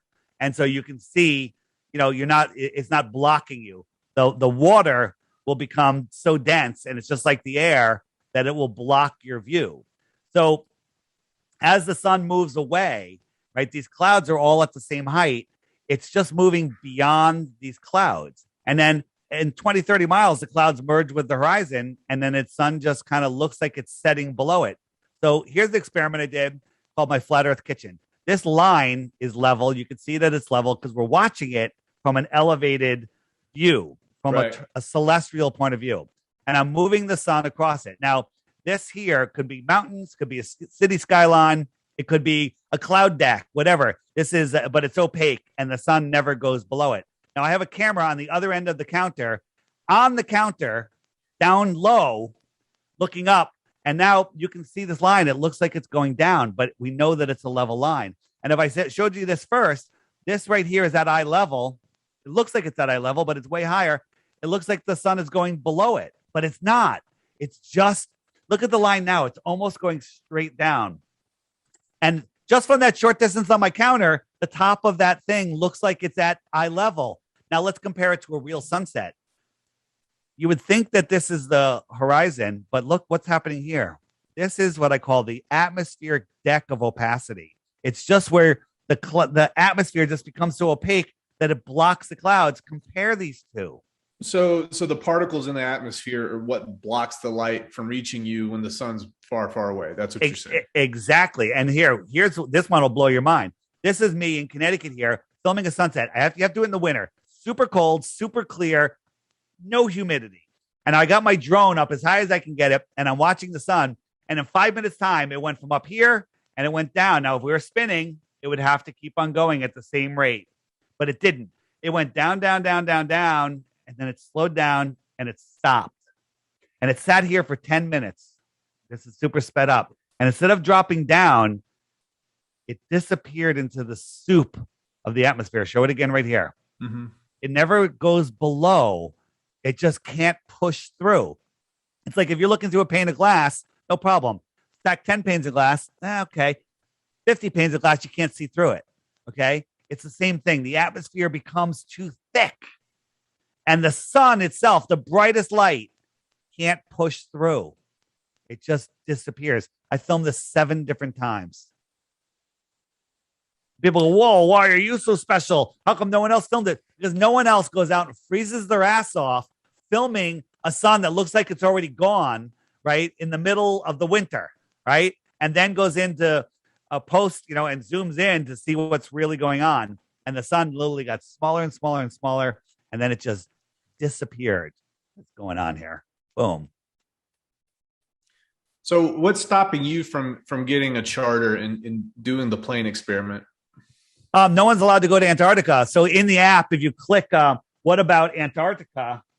There's a video called Sorry, Antarctica's Closed, where one of our great researchers, who's a lawyer by chance, he spent, I don't know how long, it must have been a year, researching on how to explore Antarctica. And you have to get permission from the Antarctic Treaty, whatever, from the United Nations. You have to spend all of this money, up like $200,000 in permits requests. And then a year later, they'll tell you, sorry, you can't go, and they keep your money. That's why. Because they're not going to let anyone go. Let me just jump in the app here and show you. People say, well, if Antarctica is so big, how do they hide it? How do they guard it? If we hit the little photos icon here and we go down here, you remember the Falkland War? Yeah. Right? That's an island like south of where is it? New Zealand. Well, all of these islands are owned by the crown. They're run by the crown, and there's military bases on all of them. And I watched a video recently of some fishermen that tried to just go as far as they could, and a destroyer or whatever, some battleship came out and literally sent a drone after them, told them to turn around immediately. They're in restricted waters. Do not go near Antarctica. They won't let you go. And this is how they guard it. That's it. It's very simple. Super simple. But if you in the app, if I hit the question mark and I say Antarctica, and I scroll down this video right here, Antarctica, sorry, we're closed. 30 minutes. It'll save you a year's worth of effort trying to figure it out yourself. And don't believe anything. Go verify. He verified it all for you. It's done. Like, you could use this as evidence in court. He did it so well. So the best way to verify for you and anybody else would be to have a free pass to Antarctica. Is that correct? Sure, but the problem with that is compasses don't work in Antarctica. GPS doesn't work in Antarctica. There's no place to get any food in Antarctica. It's super freaking cold, at least, most of the time. And where are you going? How are you going to do it? Now, there's a lot of stories. Like one of, again, we're speculating again. There's a story called the Iron Republic about a guy that found an opening, like right here. And he went in and he popped out. They were lost on the ship for about a month, and then they came across land. And when they got there, they saw a city. There were city lights, and they went in. And there was an advanced civilization there that spoke English, and it was people that left the inner space in the 1600s because of tyranny, and they started a whole new government out here. This was in 1901. This story was written, and the guy claimed to have proof that he was there. And he talked about the governmental systems they have, advanced government, a whole different society, advanced technology. And this was in the 1800s, 1901. Okay. So if we lived here in this inner space, what would we call this extra land? Another word for land is outer territory. Space. Well, yeah. And extra territory. Yeah. And so if you lived there and you came to visit, you'd be an extraterrestrial from outer space. Gotcha. Not coming from trillions of miles away. Let's talk about that for a second. The closest star to Earth. The closest star to Earth. You might be the only one that can actually get this because you're good with numbers. The closest star to Earth is 4.5 light years away, or 25 trillion miles away. Okay. Mm-hmm. So if I'm traveling at a mile per second, right? A mile per second. That's like 3,600 miles per hour. Okay. A mile per second. and I went for 1 trillion seconds, I'd gone 1 trillion miles, right? Mile per second, 1 trillion seconds, 1 trillion miles. So you and I are in a spaceship, and we're heading towards Alpha Centauri. We're traveling a mile a second for 1 trillion seconds. How long is 1 trillion seconds? We would never get there in millions of lifetimes, probably. Yeah, well, it's a trillion. A lifetimes. trillion seconds is 31,000 years. Okay, Yeah, that's not. Okay, so and in 31,000 years, we've only gone 1/25th of the way to the closest star. Okay, and we're supposed to believe that aliens are coming from a planet circling a star where all of the other stars are magnitudes farther, and then they come here and crash in Roswell. This is all stuff to turn your mind into gravy. Okay. What about meteorites, asteroids? How do you guys explain that type of stuff? How do you talk about that? Yeah. So there are no asteroid impacts. Those things that we see, the crater in Arizona, these are bubbles that come up through the earth. They're either plasma vents. Just Google methane craters in in Russia, Siberia. There's all of this stuff where stuff bubbles up out of the earth and creates these craters. It could have been, a plasma strike. And people have done experiments where we take electricity and plasma hits the ground and it makes the exact same craters, right? Why don't the craters, like we see, like in Russia, the dashboard cam sees a meteor coming in. They're always coming in at these sharp angles. Well, every hole we see is perfectly round. All the craters on the moon are perfectly round. How come none of them hit at an angle and make a gash? Okay. It's nonsense. And meteor showers, right? They tell us that we're going through a comet's trail where there's dust. But every year on second or third week in August, we have the Perseus meteor shower. We're 4.5 billion miles from where we were last year. What is that trail following us? So what is that you see in the sky then? They're electrical. It's all electrical. These are electrical things that we're seeing. What are they exactly? Look up what sprites are. These are electrical events that are happening. If they were asteroid, grains of sand coming in, we'd occasionally or quite often see an asteroid shoot up from the horizon, right? Because they're skimming across the ball from all different directions. No one ever sees one come up. They all go down. None of them shoot up from the horizon. That makes no sense on a ball. It makes perfect sense on a flat Earth. So Shoemaker Levy 9. Nonsense. The comet.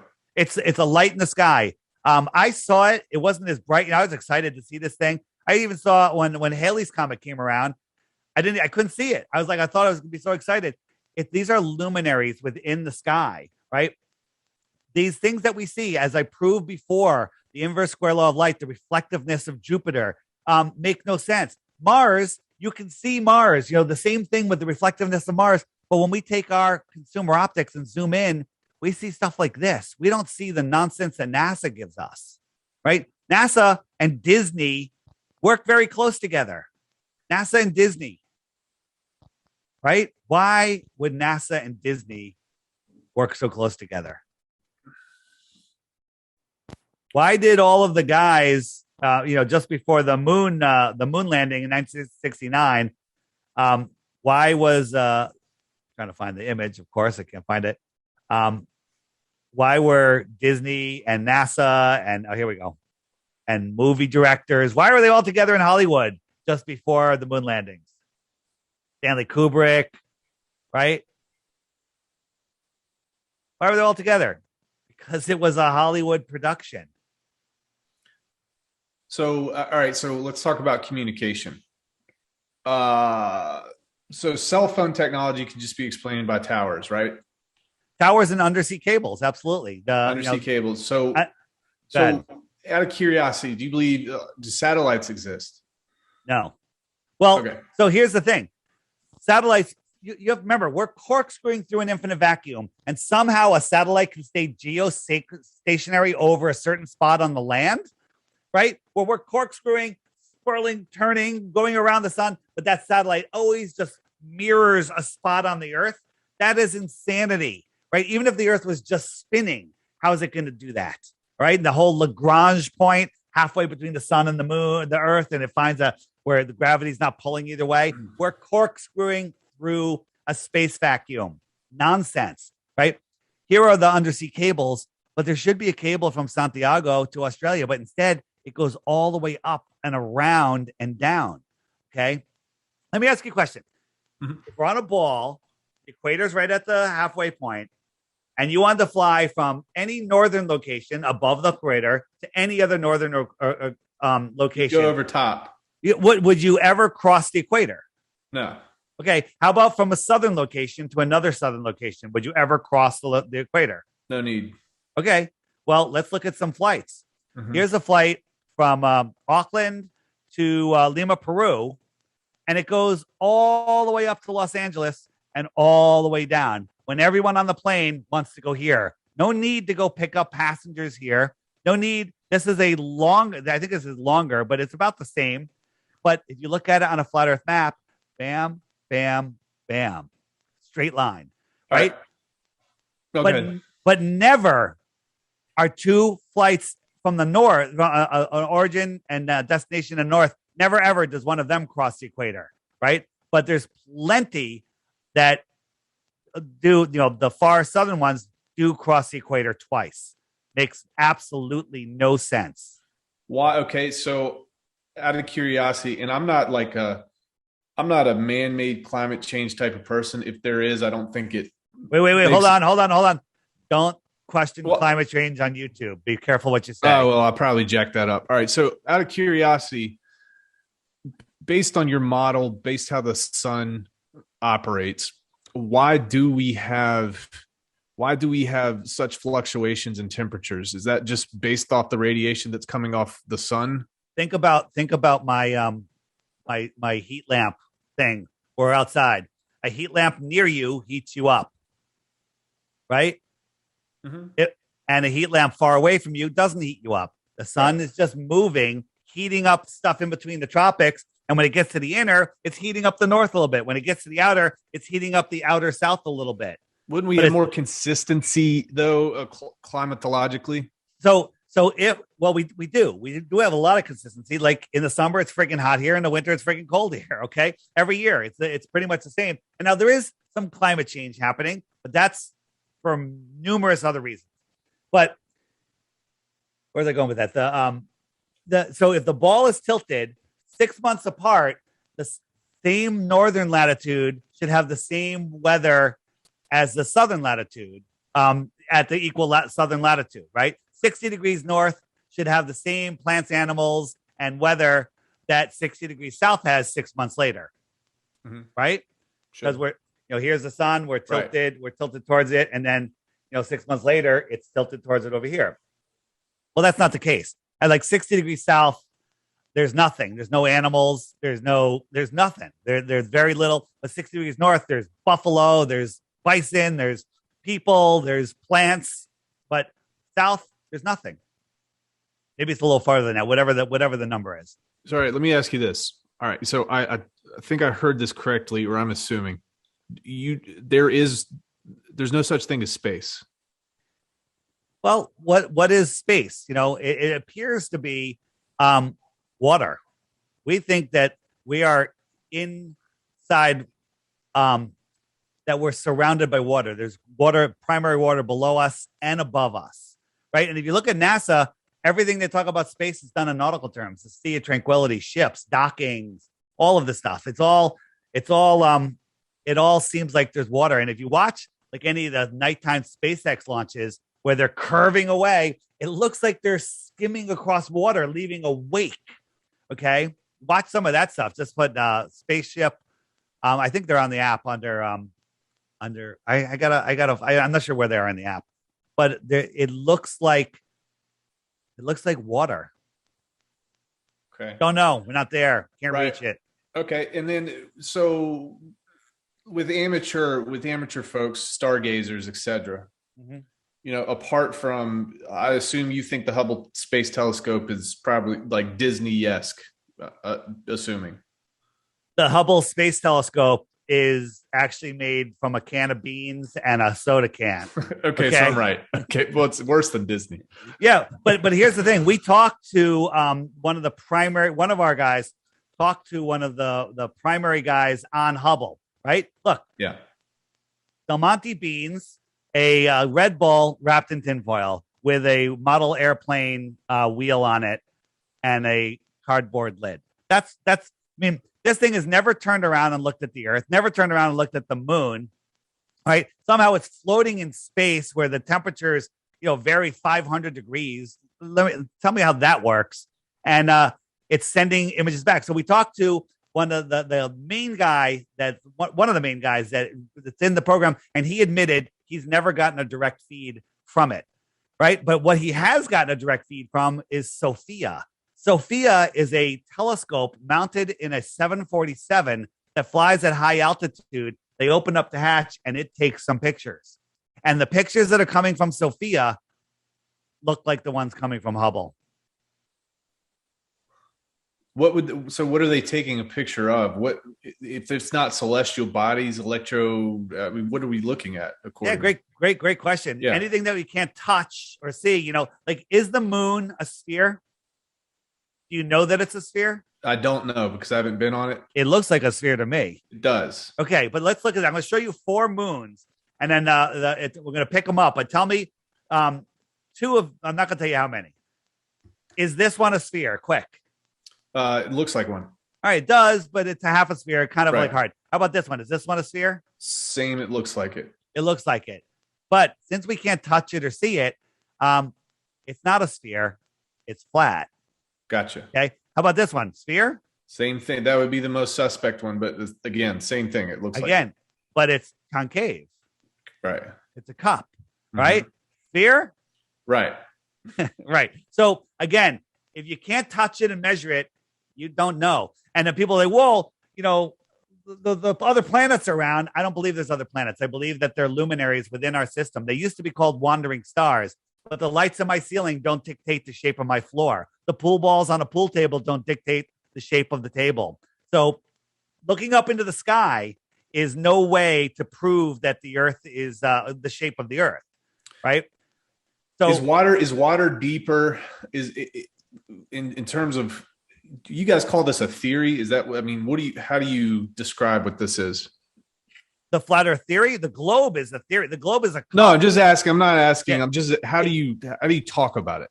Yeah, we talk about it as I like to talk about it as the globe lie, right? Do I think the Earth is flat? 100%. Mm-hmm. Can I prove that it's flat? I can show you many, many examples that would say that it's flat, but could it be something else possible? But is the Earth a sphere spinning in an infinite space vacuum that breaks all the laws of thermodynamics? Absolutely not. That's scientifically provable, right? Gravity supposedly holds on to our water, holds on to our air, right? But I could take a straw and suck water and air up and away from gravity with zero effort. A little bit of low pressure in my mouth and lungs, bam, the water just lifts up. But the vacuum of space can't suck the air away. And they go, well, it's a gradient, it gets thinner and thinner and thinner until there's no air. So with that logic, I could take a shoebox in a room and the shoebox has air in it. And then I could suck all the air out of the room, but gravity will hold the air in the shoebox up to the top of the box. That's ridiculous. It's absolutely ridiculous. And again, if you can't touch it and measure it yourself, you can't clearly say, what it is, what shape it is, what size it is. Here, watch this. Are these tables the same dimensions with same aspect ratio? Yeah. Yeah, well, they don't look it, but you just guessed it because you kind of know my style. I've seen it before, but you've seen correct. Okay. Yeah. So, but your eyes see it differently. So again, until you can touch it, you can't do it. I meant to show you this one before. They got a fresh lemon on the space station. Watch. It's augmented reality. It's going right through his hand. This is a screw up. And they quickly took that video down. Yeah. Like I'm super on board with trying to figure out what the truth is. And if I ultimately don't know, and I've told folks that. So the thing is though, I have to, it's gotta be pretty concrete for me. I got to have context. I need to see with my own eyes. You know how that goes. I got you. And you can take these experiments. You can go out and zoom in on things. You can do the math, do the curve calculator.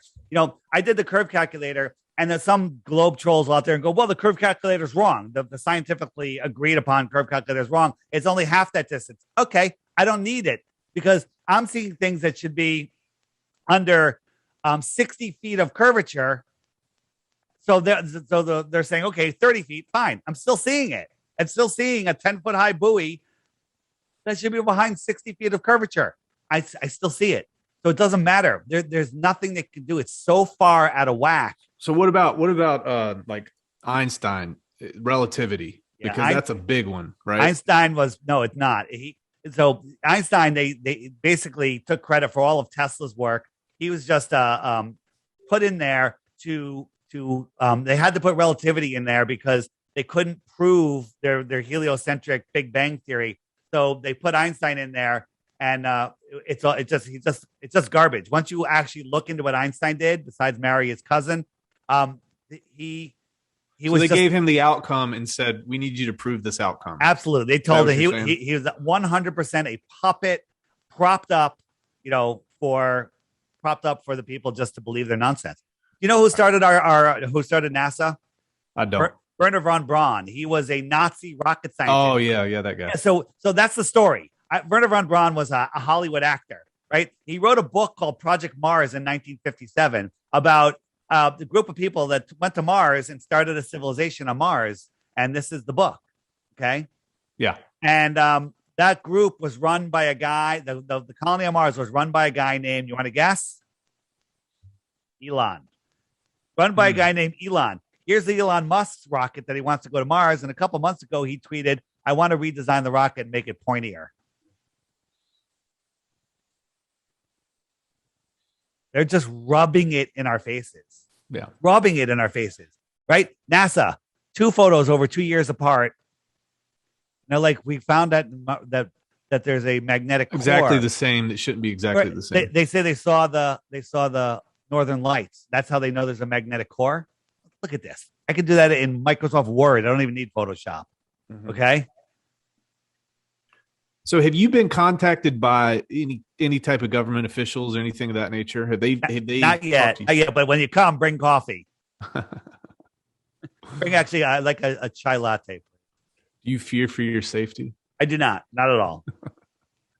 Because I understand how this world works, and I understand that they want us to be in fear. Because if you're in fear, you'll bring exactly what you're in fear of. Well, your best insurance policy is probably what you're doing right now, regardless.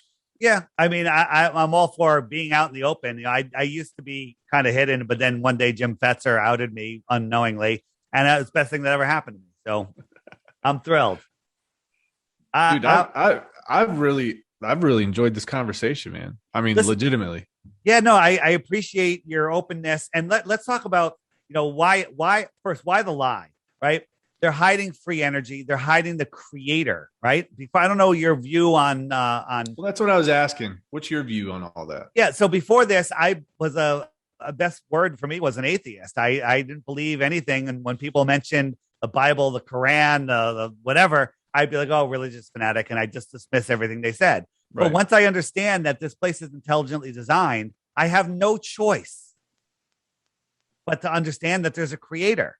Okay. And that's where I leave it. The Christians get really mad at me right here. I go, now that I've shown you there's a creator, you go figure it out and have whatever your relationship is with the creator. That's your own journey. Okay. So you're basically saying publicly that there's intelligent design involved here. That's what you're saying. It's not a theory. Look at the earth. It's ridiculous. I mean, do you believe that lightning struck and the pond scum turned into a monkey and turned into you? I don't believe that at all. Okay. Zero. All right. Yeah. So they're hiding that we are at the center of creation. We're not on a speck flying through an infinite universe where an asteroid could take us out at any moment, or we're running out of resources. All of that is nonsense. All of it.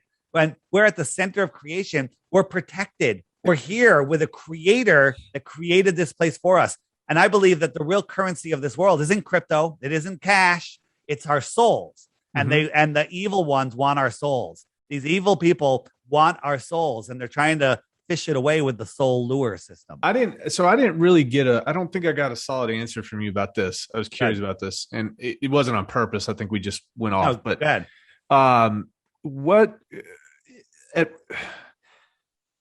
At what point, what I ask you, at what point did this kind of like, did the governments take control of the narrative, and like, why did they do that? Like, where in history did this happen? So history is all a lie. Have you come across Tataria yet? No, I have not. So there was a worldwide civilization, advanced civilization here that was here through the 1800s. What were they called? It was Tataria. Okay. Again, in the app, if you hit the web button, the one that looks like a spider web, and then it says Mud Floods Tataria, start watching those videos, right? Watch the latest John Levy video, JonLevi. I believe it's at the top of that list right now. He does these 20-minute videos showing that all of our history is a lie. There's stuff, so much stuff buried underneath our cities. Like roads are going across the tops of buildings and we don't even know it. Okay. And so our entire history is a lie. So when they tell you, oh, Copernicus and all this stuff, I don't even know if any of these guys existed, right? This is all just made up stories. Like none of these guys, these could all be just made up nonsense because there was an advanced civilization here 150 years ago. Okay. And so when did they make up the lie? Well, I started interviewing this woman, Ruth, 102 years old, back in February of 2020. And I was interviewing her about the World's Fairs. That was part of the takeover. The World's Fairs were from the old world. And she was telling me about the lights and everything. And her memory was so good. I said, what did they teach you in elementary school? I asked her where she went. She knew the school, a teacher, everything. She knew everything. She went to Hamden, Connecticut, public school. And she goes, they taught me the earth was flat. And I said, and then they changed it a few years later. And, I just kind of went with it. And then when I told her the earth is flat and I explained the deception, she started crying. It was an amazing moment for this woman who's still alive today, 104. So in the 1920s, they were teaching flat earth here in America in public schools. That's 100 years ago. 100 years ago, everyone knew. And then these wars, World War I, World War II, are part of the reset. Have you been able to verify that any other place, any curriculum? Yes. We found newspaper articles from the early 1900s from the New York Journal, which I believe is the New York Times now, that said articles about teachers being persecuted for trying to teach heliocentrism. We found a woman that said lived in Croatia. She said in Croatia, they taught flat earth all the way through the 1930s in all of their schools. And there's still places in the world right now that teach flat earth. So this is kind of in my mind, like just putting myself in your shoes and your perspective. That was probably also about the same time that they started removing God from schools as well. Is that correct? Well, they removed it when I was a kid. We had the Pledge of Allegiance and God was removed like in the 60s, I think, maybe the 60s and 70s. So yeah, separation from the creator, from God. They look what, it's incredible what they've done. This is all about control. It's about controlling us. And so before I forget, how are the ways that they control us? And the number two way, the two ways are: one, the globe lie, make us feel insignificant and scared, make us believe that we're running out of resources, make us believe that there's no more, put us in a prison that we can't even see, limit our thoughts from manifesting our reality, right? If you live in fear and you think that there's less and there's not enough and there's lack, you're not even going to dream big. Dream big. Don't dream big. Don't live big. Okay. They don't want us dreaming big. They want us separated and scared. The other way they control us is with monopoly money. Our money is monopoly money. It's the same color, 5, 10, 20, 50, 100. They're all the same color. And in the game of Monopoly, it says, if the bank runs out of money, just get a pad of paper and write some more money down and keep on playing. Right. Well, that's the scam with money. The governments don't need money. NASA doesn't need money. These controllers don't need money. They need money for us to be begging for it. Money is most people's God, right? They want us, just getting by, just having enough. And that's how they control us with money. That's why, we're into crypto. And a lot of people the people that say, what difference does flat earth make? They're the same ones that say, what difference, crypto's a scam. Crypto's government run. Yeah, some of crypto is government run, right? The crypto that they want to bring us to but they're like, well, unless it's backed on gold or something, then it's not backed on anything. Well, that's not true, as you know. Everybody go to his channel, subscribe, watch his videos, listen to how he explains what crypto is. Does a way better job than I do. Crypto is immutable. Is it immutable? Is that the right word? Correct. It's an immutable ledger. Yep. It's a mutable ledger that they can't inflate. They can't control. Right. They can't do anything, and the one that you and I are into is Hex. And I advise people watch your channel, watch Rags to Riches and listen about Hex, learn about Hex. And by the way, Robbie Davidson, Celebrate Truth, is in the chat. He just made a video about Richard Hart, who I assume you're a big fan of. Yeah, he's a good guy, it seems like. Yeah, he's a good guy, and he's the one that created Hex. And I advise people to watch that. And learn about this stuff. And here's the way I look at it. People are like, well, what are you going to do when the power goes out and everything? I'm like, what are you going to do when the power goes out? Right? Because our Hex is probably safer than the money that's going to be in these defunct institutes that you have. So my answer is, you gotta look into this stuff and learn about it. And if all of my crypto went to zero, which is an impossibility, my life doesn't change at all.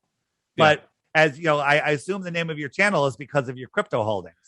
Well, I'm trying to get there, my friend. How about this? It's going to be a Rags. Oh, look at that. This is my Richard Hart backup. This is the flat Earth version of Richard Hart. I got my I'm going to have my glasses spinning in the background. My spinning clock. Yeah, you need spinning glasses. So I'm going to take 5 questions from chat. Oh, this please. is a little bit of a delay. So I'm going to take 5 questions here, and I will shout you out for the man, the myth, the legend, David here. So we'll wait for those questions to come on in. All right. All right. We need some questions, chat. And it might be way delayed. Yeah, it's probably like 30 seconds. Somebody said Henry Kissinger is still alive. Explain that. Yeah, I can't explain that. Well, I could, but not on YouTube. All right. So crypto RNR. How did you start with your research? Thanks for your work, David. How did I start with my research? I started by doing a conspiracy podcast called Deep Inside the Rabbit Hole, where we were looking at, what got me into conspiracies was money. I said, what is money? And I watched some videos on money, and then I kind of got into the IRS, and I'm like, wow, they're a private bank, and money doesn't make any sense. And I was like, just talking about it more. And then we started this podcast, and then I started looking at all these crazy events that are happening around the world. And then Flat Earth was thrown at me, and everybody knows the story. I banned anyone that even suggests I look into it because it's so stupid. We know sticks and shadows, day and night, sunsets, blah, blah, blah. But then I went in to disprove it. And I've been researching this since 2015, every single day, every waking moment.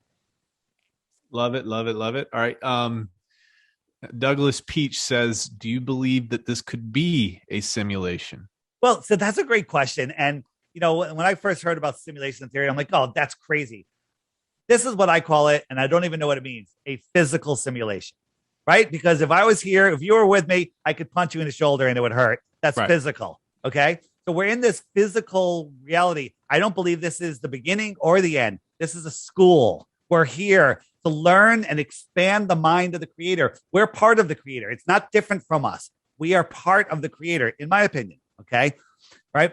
And so we're here in this realm, experiencing this world, and they want to keep us in fear, afraid, attacking. Everyone's like systemic racism. Systemic racism doesn't exist. If everybody just helped the person to the left or to the right or both, this world. I'm going to agree with you publicly. Systemic racism does not exist. It does not exist. It's ridiculous. It's all made up on the news, but they want people just to believe it. They want people to be afraid of each other. And they're making up all sorts of boogeymen, all different colors, shapes, and sizes. Awesome. All right. Charles Wolf at Brandon. Is it safe to tell people you are flat-tard now? No, don't say that. What you are is you got questions about the globe. Just don't say you're a flat earther. You don't have to do that. No. I'm not. What I will say is Charles, it's important to know that every oak tree starts with a seed, right? That's what's important to know. All right, next up. Just one other question before you get to that is when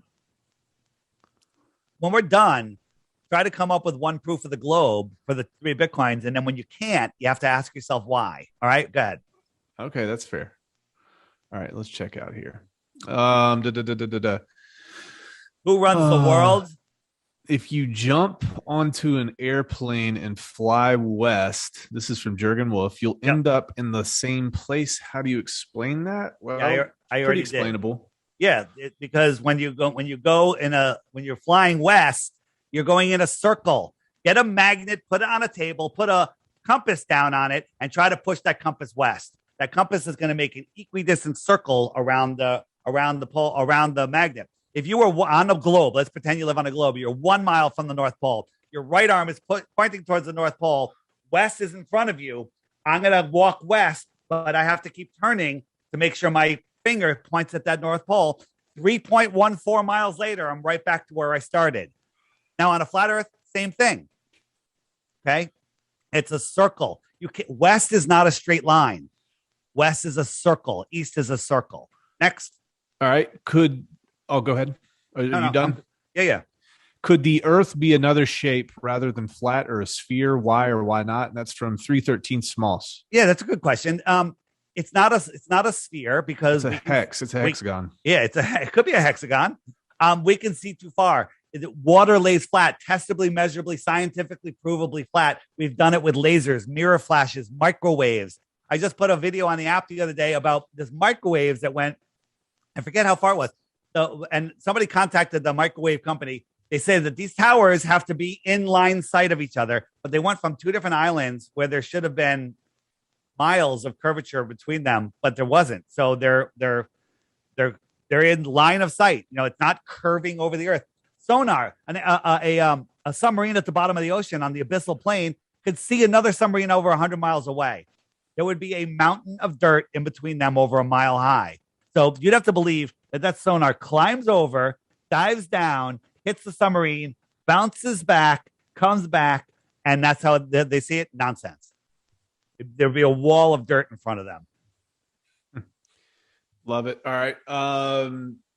Everybody wants to know. Everybody wants to know if I am convinced.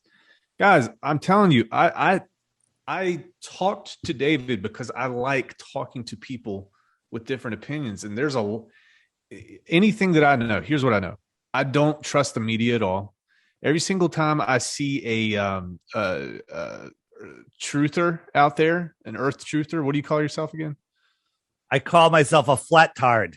A flat tard. Every single time you see flat tards on TV, they get just beat up by these people that won't talk to them. They won't ask questions. They look down on them. They sneer. They just talk. It's disgusting. It's the same type of stuff. And I'm willing to give anybody a platform, if for nothing else, to rub it in those people's faces. So here's the thing. When you ask how come we don't see the sun? Look at this picture. This is a light on a wall, and I turned it over. So this light can't even light up the whole wall. Yeah. And there's not even atmosphere to block it. Over distance, you have that thickness of the atmosphere, so you can't even see the light. And as I showed you with my Flat Earth Kitchen, it just goes beyond that density barrier, that atmospheric deck of opacity. The light can't even light up the whole wall. Yeah. Well, dude, you know what? I think we're going to go ahead and cut it short here, man. We're going to turn this off. Dude, it's been a pleasure to talk to you. I'm excited to have people watch this and just for nothing else to get a different opinion on things. And I appreciate you. And Brandon, get the app. And already downloaded it. And watch the video each day. Each day you'll get a little push notification. Make sure you activate that you allow push notifications. And then every morning it's at 8:01 Eastern. You'll get a notification that there's a new video. I do short ones during the week. So while you're having your breakfast, just watch your video. And then you'll start to go, oh, that makes a lot of sense. And you'll learn more things. And then the archive videos are right next to that. You can go back for 3 years, endless videos, frequently asked questions. And just learn a little bit each day, okay? Yeah.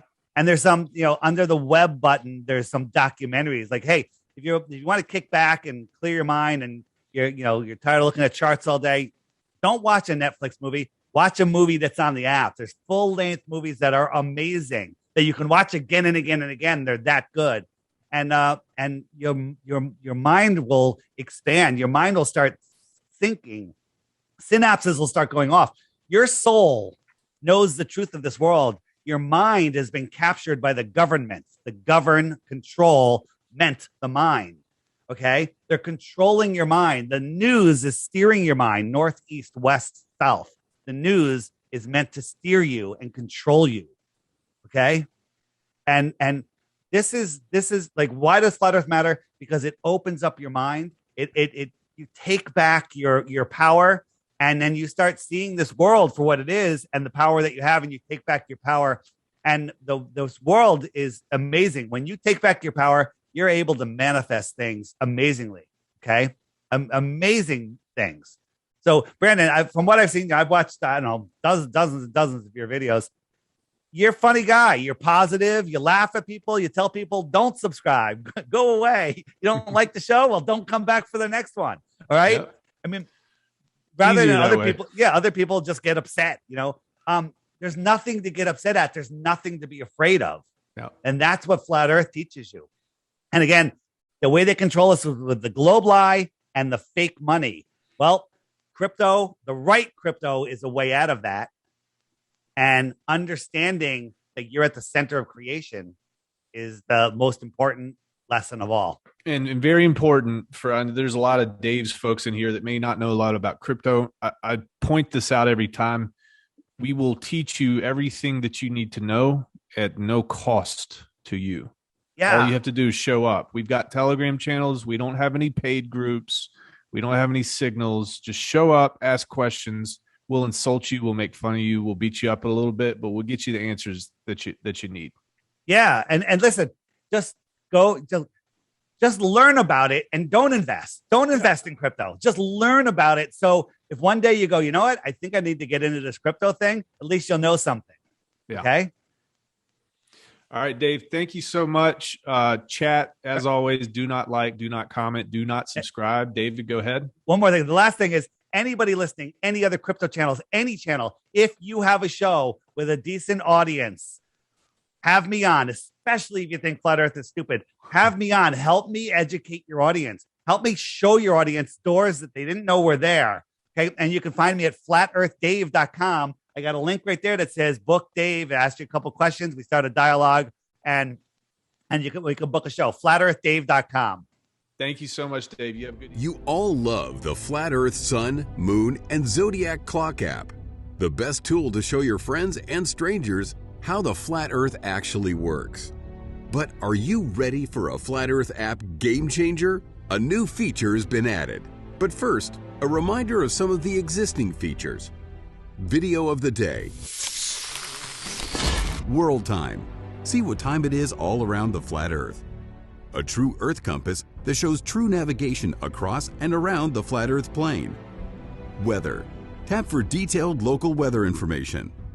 Know what phase and where the moon is at all times. Watch the sun travel between the tropics for the seasons. Select an amazing background.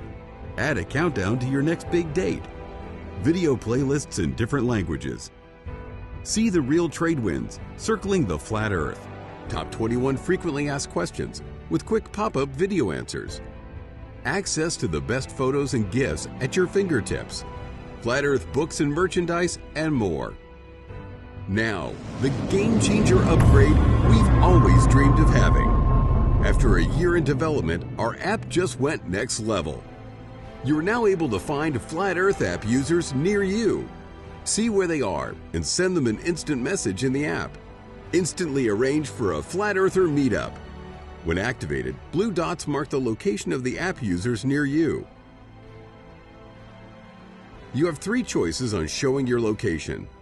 PP, to pinpoint. This marks your exact location. CC, for city center, which will place you within a few miles of your current location. Or turn off, which removes you from the map altogether. Use it when traveling, or when you're out for a day at the beach, or while eating out somewhere. Find out where other Flat Earthers are and connect. Find like-minded Flat Earth app users and regain your sanity. The Flat Earth Sun, Moon, and Zodiac Clock app is the best tool to show your friends and strangers how our Flat Earth actually works.